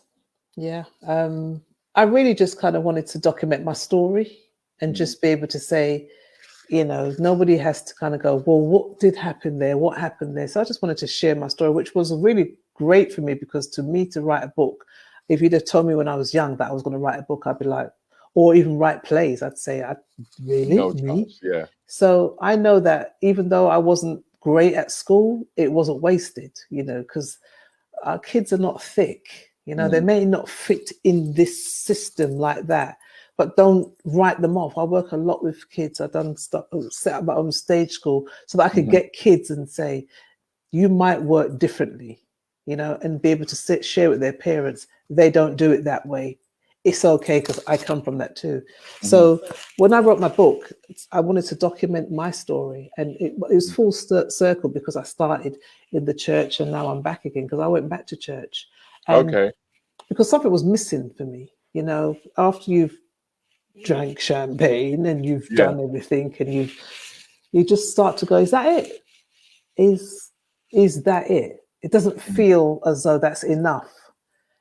Yeah, it doesn't feel as though that's enough. And I remember I started gardening one time, and I was just like in that space. That's therapy, though. Gardening is therapy, because you're getting back in touch with the soil. Because we're going to go to Jamaica in a minute, where you was doing the documentary and that.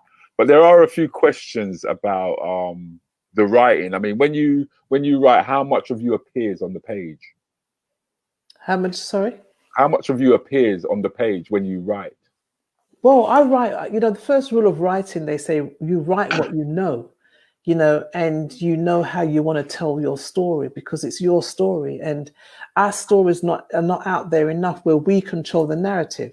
So if I want to talk about brothers, you expect me to write about a certain type of black men where I grew up knowing different types of black men. I remember we used to rave and be coming home, and guys would pull up in their cars and go, "Hey sis, are you getting home? We're going, Lucian, you want to live?" Yeah. All of my friends pile in. We didn't even think for a minute that, oh my God, this is dangerous. We just felt protected. When I was writing the brothers, I wanted to write about brothers, the men that I know, and what got me, what was the biggest compliment for me was with brothers. When we were at Hackney Empire, there was about 5 or 6, 7 group of young kids, hooded, everything, came to the theatre, and they didn't have no money to get in, so they tried to sneak in. And the security says to me, "We've got some guys, they've said that they're here with their teachers." So I went to them and said, "What's your teacher's name?" What's your teacher? Yeah. And they're like, "Oh, I can't remember the teacher's name still. You know what I mean? I can't remember the teacher's name." So I said, "So you're here as a group with your teacher, but you can't remember your teacher's name?" So I said to him, "You're sneaking in to try and get to see the play in there." He goes, "We got no money, man. We want to see the play. We want to see brothers, man. We got no money. We got no money." So I said to myself, this is the biggest compliment for me. So I think I put him in a box. Whoa. Okay. And said, "That's where you're going to watch it from." Okay. Because the fact that you try to sneak in, yeah. Because you want to watch this play and see another way. I'm just so complimented by that. It's not like they come and ask you for a bag of weed, is it? They're coming to sneak in to see a play. How fantastic is that? Yeah. And when they were walking away with the way they were walking, it was like, yeah. That to me was it, So I don't know. I think it's important to document your story. So when I write what I know, or I feel something and I want to say something. I want to get that out so that you don't think that we're this or you don't think that we're that. And that's why I said you're always challenging.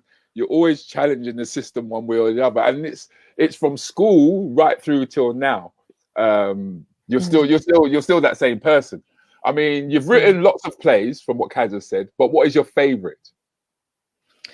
You know what I would love to do right now? And it's looking like it's coming back next year, just for old time's sake. Funny Black Women on the Edge.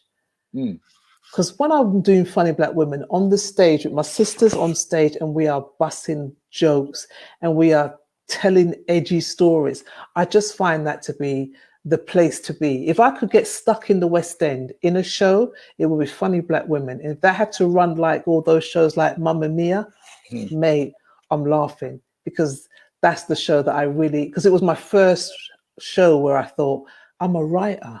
Right. Okay. No one's actually said, who wrote this? Was it a dyslexic woman? Yeah. No one ain't said anything, and they still keep coming. Oh, write what you know. Write what you know. Because I think Kojo started to hit it on the head when he started to involve the footballers, the big earners.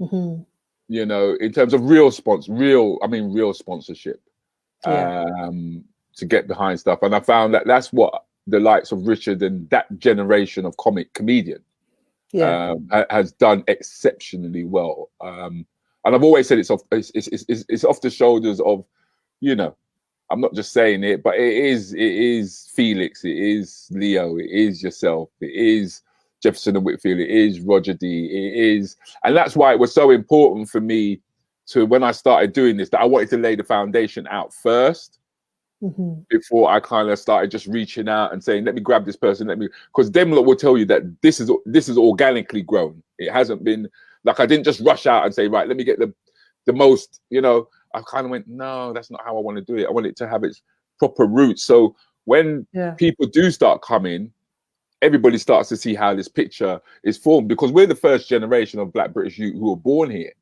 You know what I mean? And it is a case of what are we leaving behind? So the question that has arisen from Donna is, what do you actually prefer, stand-up or writing? Is it the performance, or is it the writing, or is it the directing, or is it the producing, or is it the marketing, or is it the, you know what I mean? I like them at different stages. You know, I love writing. I love rehearsals. I love when you've written something and the actor gets it and you hear it and you go, wow. I remember when I wrote Take Me Back, there was a scene and the dialogue was amazing. That I sat there and I went, did I write that? Did you write that? Yeah. So I had to remember what there was said so that I could go home and look at the script and go, oh my God, I actually did write that. Because what the actor did with it and the way the actor was handling the lines, I thought, did I write that? Because that's very good. So I had to check myself. So then the writing, to know that you said something in your head and it's gone on paper, and the audience, I sit in the audience and I always sit in the audience and act like it's not me and hear them. And if I don't get a or a oh my God. Yeah. If you haven't evoked that response. If I haven't got that, then it's not working for me. But I like when the audience, no, sir, no, not make him do it. No, but that's church, man. That's church, because we don't sit down in church. You participate. It must be that. That's where it's. We don't. I mean, I went to a Church of England, so it was a culture shock when I went to a black-led church and I see tambourines. Yeah, that's me. That's where that's exactly where I'm coming from. That's exactly where I'm You must have been going, oh my God, the tambourines. I'm like, look at this man have a bass in him. Have a bit. This one on keyboards, this one on dependent drums and everything. And I'm thinking, wow.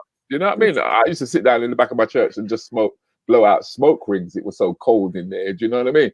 Jeez. And then to see this warm environment, it was new to me. And that's what I was missing. I was saying before, that's what I missed. I started to think I'm missing something in life. I've got the same friends I had from Sunday school to this day.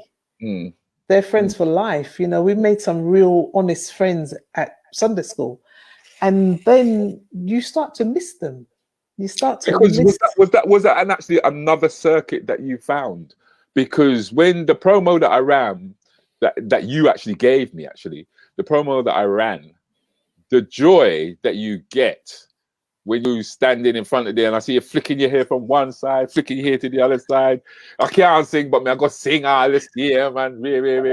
I mean, Rudi, I went home.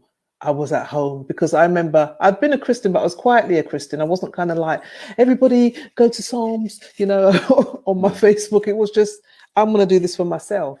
And then Marcia Dixon contacted me and said, you know, I just feel that God has spoken to me and said that you should do a show in the church. And I grew up in a church where that wouldn't make sense. It wouldn't happen. It just wouldn't happen. So I said, you sure? And anyway, that day we were doing the show and I said, God, if I'm supposed to do this, I need it to be sold out. I need it to be standing room only. I need them to gather chairs. I need people to be turned away. I need it to be that level of packed to tell me that this is what you would like me to do. So we're in the changing room with Lorene Cato, and Lorene and I grew up in Kojic. So we were just mucking about being the church sisters, hallelujah, Jesus, and doing all that stuff, having fun. And then Marcia comes into the room and she said, oh my God, because her wig was like a bit twisted up. I said, Marcia, you're all right. So she goes, oh God, it's sold out. The tickets, I've had to give some money back, and the tips, I had to turn some people away. They're bringing chairs in and putting some chairs at the front and around the side. And I went, okay, cool. Because to me, that was convention. That was what it was. You just bring in the chairs and bring in the people. So when I came out, and you see in that clip, like, wow, I'm doing stand-up in a church. My mum always said to me, you're going to do stand-up in church? You wait and see. And I'd be like, really? I don't see it, darling. I don't see it. And then here we are. Because I remember doing stand-up in church, but I was in a prison. I was in Felton prison at the time. And because I knew who I was and what I was about, I literally put a towel over Jesus's head when he was on the cross because I thought to myself, Captive audience. I'm like, no, he's not gonna like this. But it's amazing. It's amazing. I've done several since then. But I mean, you just transform. You adapt to the environment that you're in. That's why I constantly tell people, as a comic, you adapt. Whether it be you're doing something for Heinz, you know what I mean, or if you're doing something around the corner in a pub, or whether you're doing something in Hackney Empire, you know, you just grow within the space that you're in. But sometimes you just after you've played the game and you've done that, you can kind of come to a place where you think, I'm just going to be myself. I'm going to do what I really want to do, and I don't want to feel awkward. I don't want to feel like, oh, what's going on here? I just want to do what I want to do. I'm a big woman. But you've reached that point where people want you. Yeah, I would hope so. That would be, if you get here and you don't have that, something's wrong. Well, then something's wrong, because I think the way that you've when we look back and the way that you've brought the audience with you, do you get me? From podium, you get me? From they've gone to podium, we're talking about the ravers and that, to go onto the radio, they're hearing you now in their cars, in their houses, and what have you. You know, Get Up, Stand Up, back on TV now, Real McCoy on TV now. Do you get me? Choice FM, theaters. You know, they've been able to follow you, and then out onto the internet as well.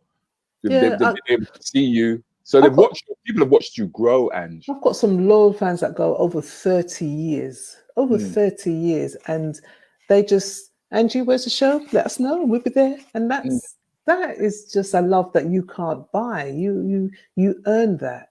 And all you want to do with that audience is deliver, so that when they do come out, you know, when I took Take Me Back to the West End on a Monday night, they were there, sold out. You know, this was a great time, and they never let me down. So if they don't let me down, I can't let them down, because I get that they're growing with me, and I'm growing, and I need them to be there, and I want to make sure that when they get something, they go, oh, this was worth a night out, dressed up, have a good time. I'll always do theatre.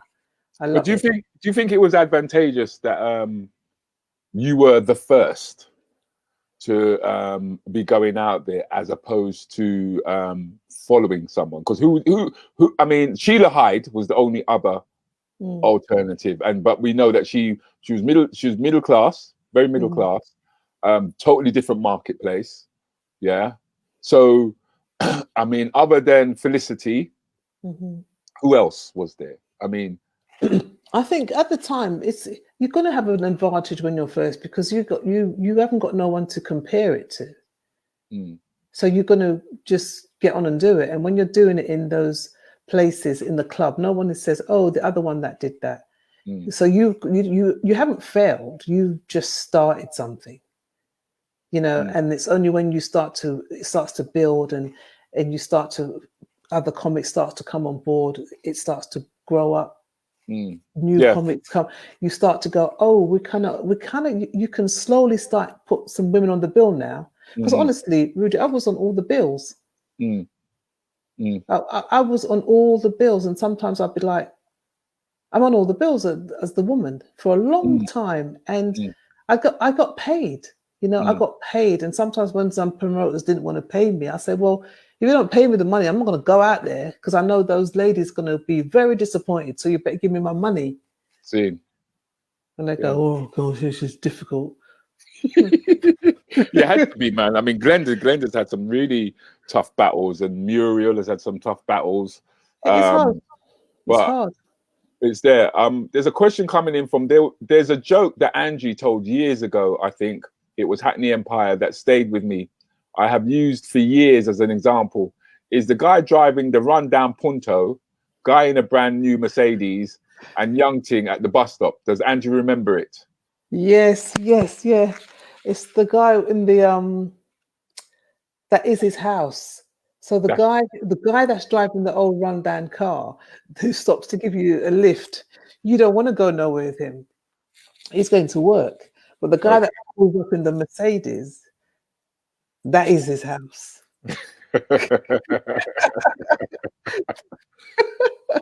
I remember that.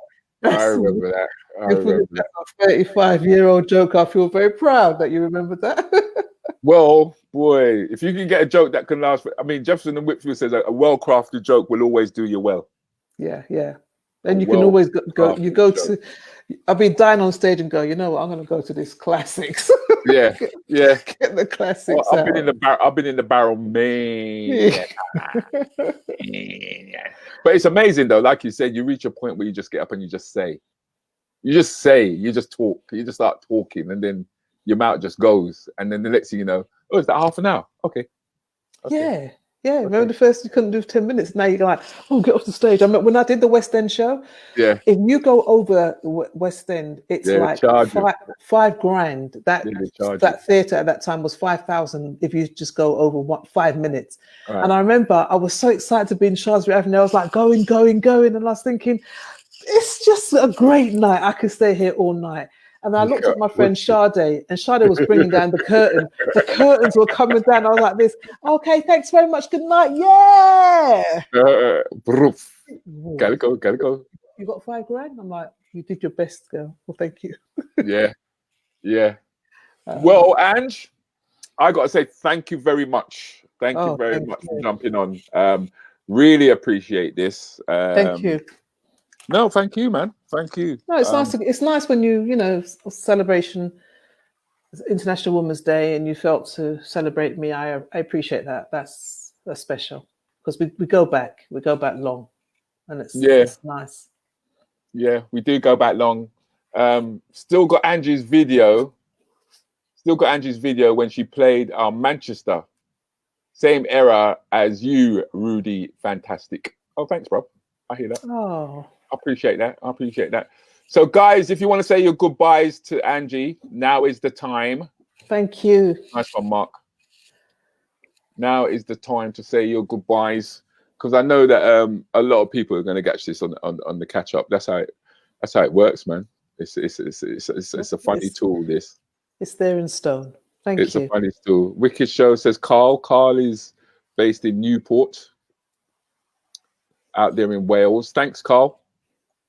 June, brilliant show, fabulous. Thank you, says Natasha. Donna says, where did it go? Donna is saying, great show, phenomenal woman. I take my hat off to you, Miss Angie Lamar. I'm going to be touring next year. Next year, I plan to. You're going to tour, yeah? Yeah, man. I want to get back on the circuit. So much to say right now. I just want to get that mic. Okay. Me. I don't know. You know what? I want to go into. Really want to go into producing and directing now. I think I'm ready for that. Good. Manners and respect, Queen Bee, Karen from Kaz. Kaz is another free spirit. She's one of those people who, you know what I mean? When COVID was on, she was on a plane. God. She's like, I'm doing my thing. Nothing ain't gonna stop me. I'm gonna go here. I'm gonna go there. I'm gonna go here. I'm gonna go there. Okay. You lot could stay lock up if you have to lock up. But me, I'm going. And off she went.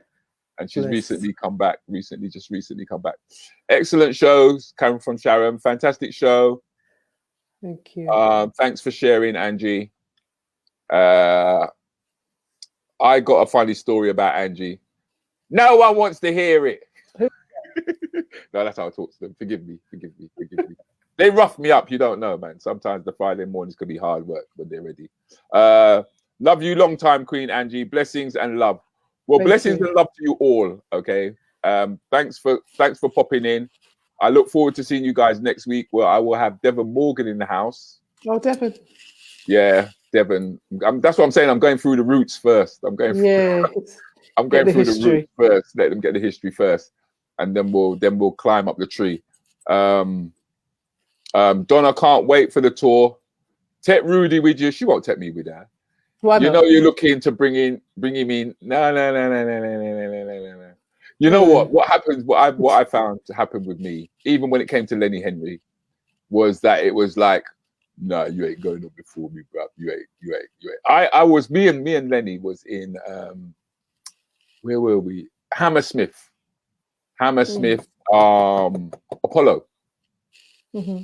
And I was down to do the warm up for him. This was my early days, and You know, like you go into the green room, you got your apples, you got all your fruit and everything there. You see your name on the door, and I'm thinking, raw, I reach, man, I reach, lad, I reach. and then he just went to me, you ain't going before me. I'll tell you what you do. You go on after me. That's what you do. You go on after me. And I sat down and I watched his show, right? And after that, that's when he gave me loads of work to do in the BBC, doing warm-ups. I did a load of TV warm-ups around that time. And then I think I buck up on him about 15, 16 years later. I go, do you remember who I am? He goes, yeah. He goes, how do you reckon you got all that work in the BBC? How do you reckon you got... Yeah, I goes, but I didn't want all that work in the BBC. I wanted to go on before you. He goes, I know you did. But I got you working the BBC, so satisfying.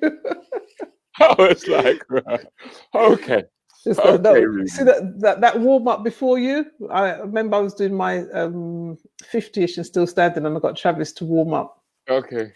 And Travis went out and he was smashing it. Like, that's what I'm saying. That's what I'm talking about, heat smashing. When I was actually, yeah, that's what I'm saying. I was backstage going, all right, calm down. You know what I mean? You know what I mean? I'm your mum. I can walk out there and go, get off. Come off the stage. And then he came off and he was like, oh, mum, it's a good crowd out there. And I went, yeah. You looked at him laughing for me, son. Have you left taking all the juice out of the room? It was a struggle because part of me was part proud and part annoyed. So it's like, of course. But that's the whole point, man. That's the thing. But the more I'm learning, it's more about collaboration and working together than it is about competing against one another, you know. And we're low. We are lone spirits, because stand-up is a lonely thing. You know what I mean? The driving up and down the motorway is a lonely thing, which people don't really see. You know, they just see us up in front of all these crowds and what have you. And it was really nice of you to share those moments, you know, where it was hard work, where the kids were in the back of the car, where you were striving, where you were unsure, because all we know of is the cocksure. I ain't done nothing wrong. I'm going in the right direction where I want to go. Nothing ain't, you know what I mean? And you showed them that it's a real struggle to get to where you got to. I mean, I don't think everything's always been up. There's been some dark days. There's been some sad days. There's been some depression. There's been some lack of confidence where you think, is it over? Is it my time? You know, the next lot is coming up and going there. You think, I'm kind of finished in it. And then you think, sorry. And you go and write a play. You go into, you try other things. And I was tired of the road. The road is very tiring. Yes, darling, it can get tiring. It's tiring. So and then you go, right, okay. Somebody phones you up and says, can you do Ipswich tonight? And you're like, you know, that's 2.5, 3 hours. You know, that's what you, and that's 6 hours. That's not 2, 3. That's 6 hours. That's there and that's back. Yeah. And so I got to say to my husband, I say, Dave, I got to go to Ipswich. So I'd phone him. He'd be at work. I say, Dave, when you got to come home early because I got to go to Ipswich. And he'd be like, what? I've got to go to Ipswich. Yeah, but you're going Bedford tomorrow. I go, I know, right? Yeah. And that road life is like, you know, sometimes my kids won't go to school the next day. It's like they came home and I look at them and feel I can't even wake them up to go to school. But, you know, I'm not complaining. It is a weird one. It is a weird one because I remember saying to myself, I can't wait until I'm touring and blah, blah, blah, blah. But like you said, when you do start touring, what you really see is the motorway. Yeah. That's what you really see. You see more of the motorway than you see of anything else. But the thing is, though, once you do hit the stage, I used to moan. I used to cuss. I'd be cussing. I'm going up here. But the moment I got on the stage, I was like, oh, this is why I do it. That's why. I'm like, this is why I do it. Okay, now I get it. Now I get it. Now I miss it. And now I miss it. Now I think I just want to go back on that road again and just go right and get that mic and go, I was thinking about this today and I want to share this with you because guess what? So I'm getting down the gym, getting myself fit because, you know, you got to be fit and just keep it. Well, I have put on a few pounds. I'm not going to lie. Did we all? I did stand up, Lord. Thank you. That's what I like Right, about you. let me call this to a close, or we were just chat. Oh, thank And you. I think we've saved some for another time because we haven't spoken about the documentary, you being out in Jamaica, and the stuff that you're doing out there, right? Which are none of no business, see? None of no business, right? Part two. Yeah, so there'll definitely be a part 2, and I hope we can get you on the Anything Goes podcast at some point, which is basically just dilemmas and how would Angie Lamar deal with it as a panel. Because I remember when I mentioned it to you, it's like, nah. It's like, nah. No, but I'm straight though, isn't it? I don't go. No, you didn't mess me about. You told me straight. I tell people straight. I don't do that. I just go. Nah. Because actually, it's not good. I just know where I am in the next couple of 6 months all for it. And I think, nah, I don't have the time. I can't even pretend. Yeah. So that's cool. But hopefully we will get to see you on that because it would be great. It would be great to have you. Yeah. Right, go so now, right? People, I'm gonna let Angie go now. So yeah, thank you. We're not gonna hold on to her any longer, okay? See you later. So thanks for joining us, Ange. Right, she's off now. Held there for as long as I could, peeps. I hope you guys enjoyed that. Like I said, tune into next week. Next week we will have Devon Morgan, playwright, producer, director, facilitator, role model. What more can I tell you about him, man? I think I should let him tell you, really. Don't you think so? I think I should let him tell you. So thanks for tuning in. My name's Rudi Lickwood, and hopefully we'll meet up again. Thanks for your time.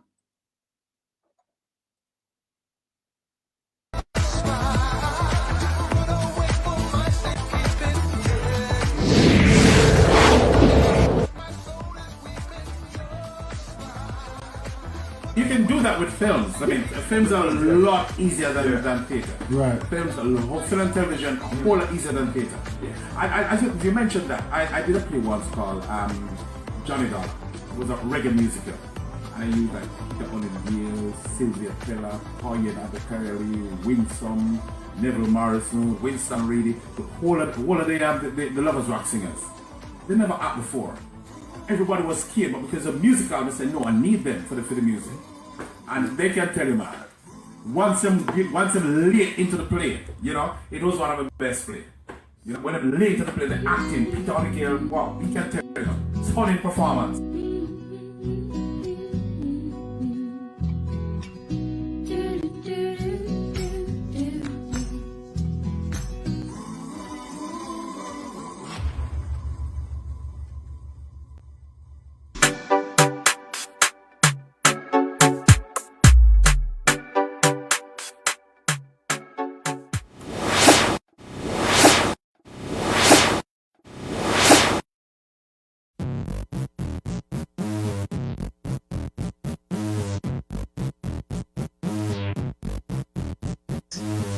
It's time to spice up your food with One Shot Marinade, the authentic Caribbean seasoning. What did you have to do? It was essentially the male equivalent of a female beauty competition. Thousands came, you know, for the final. I'd be up for it for a laugh. Peter, you're silent.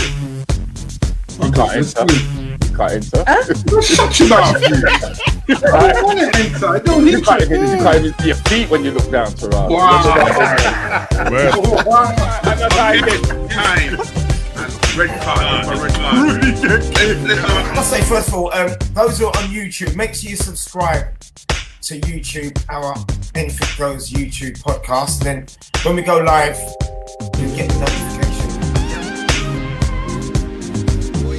This song, you're gonna scare everybody.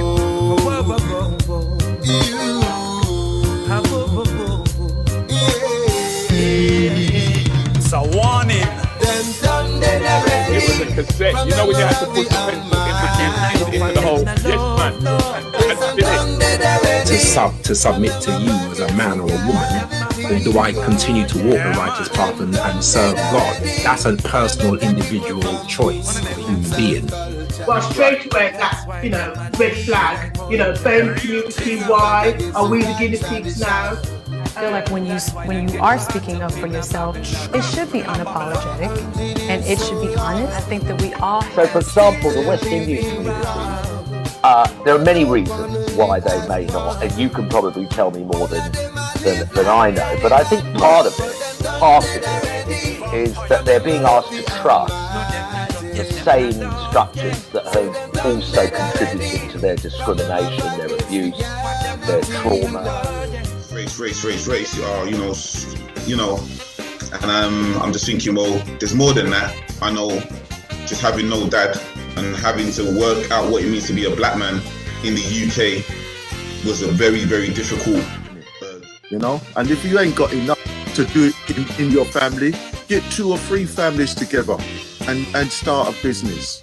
You know, we've got to be thinking like that now, because unemployment is going to be right throughout our community now. Right? She's saying bye, that means that 8:15 is gone, man.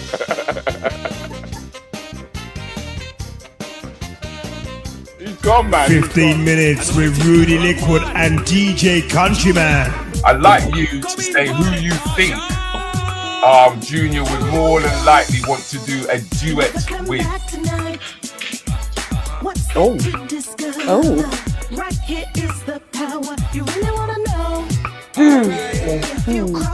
Whitney. Yeah. I think Aretha. Yeah. Who are you going for, country? Anyone where Altia pick.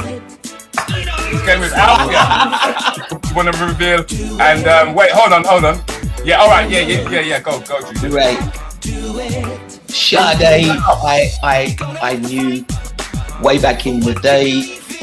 Whitney was somebody again who I really like. If I ever had the chance, unfortunately I'll never get that chance, but it would have been Aretha. I told ya. It would have been Aretha. No. That was a very important. Well done, Altia. Well done. Saturday mornings, gonna be the same again.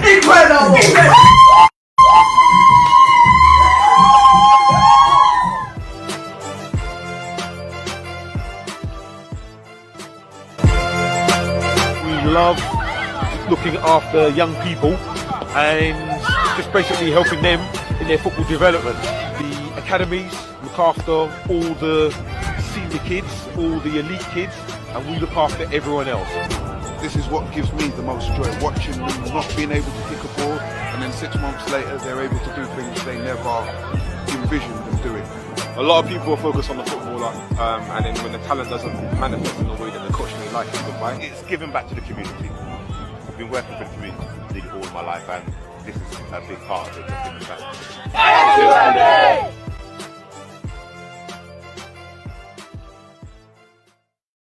Do not forget to subscribe, especially if you're on YouTube. Make sure that you subscribe. Subscribe, hit the button, subscribe, hit the button. Tell me, who designs your clothes for you?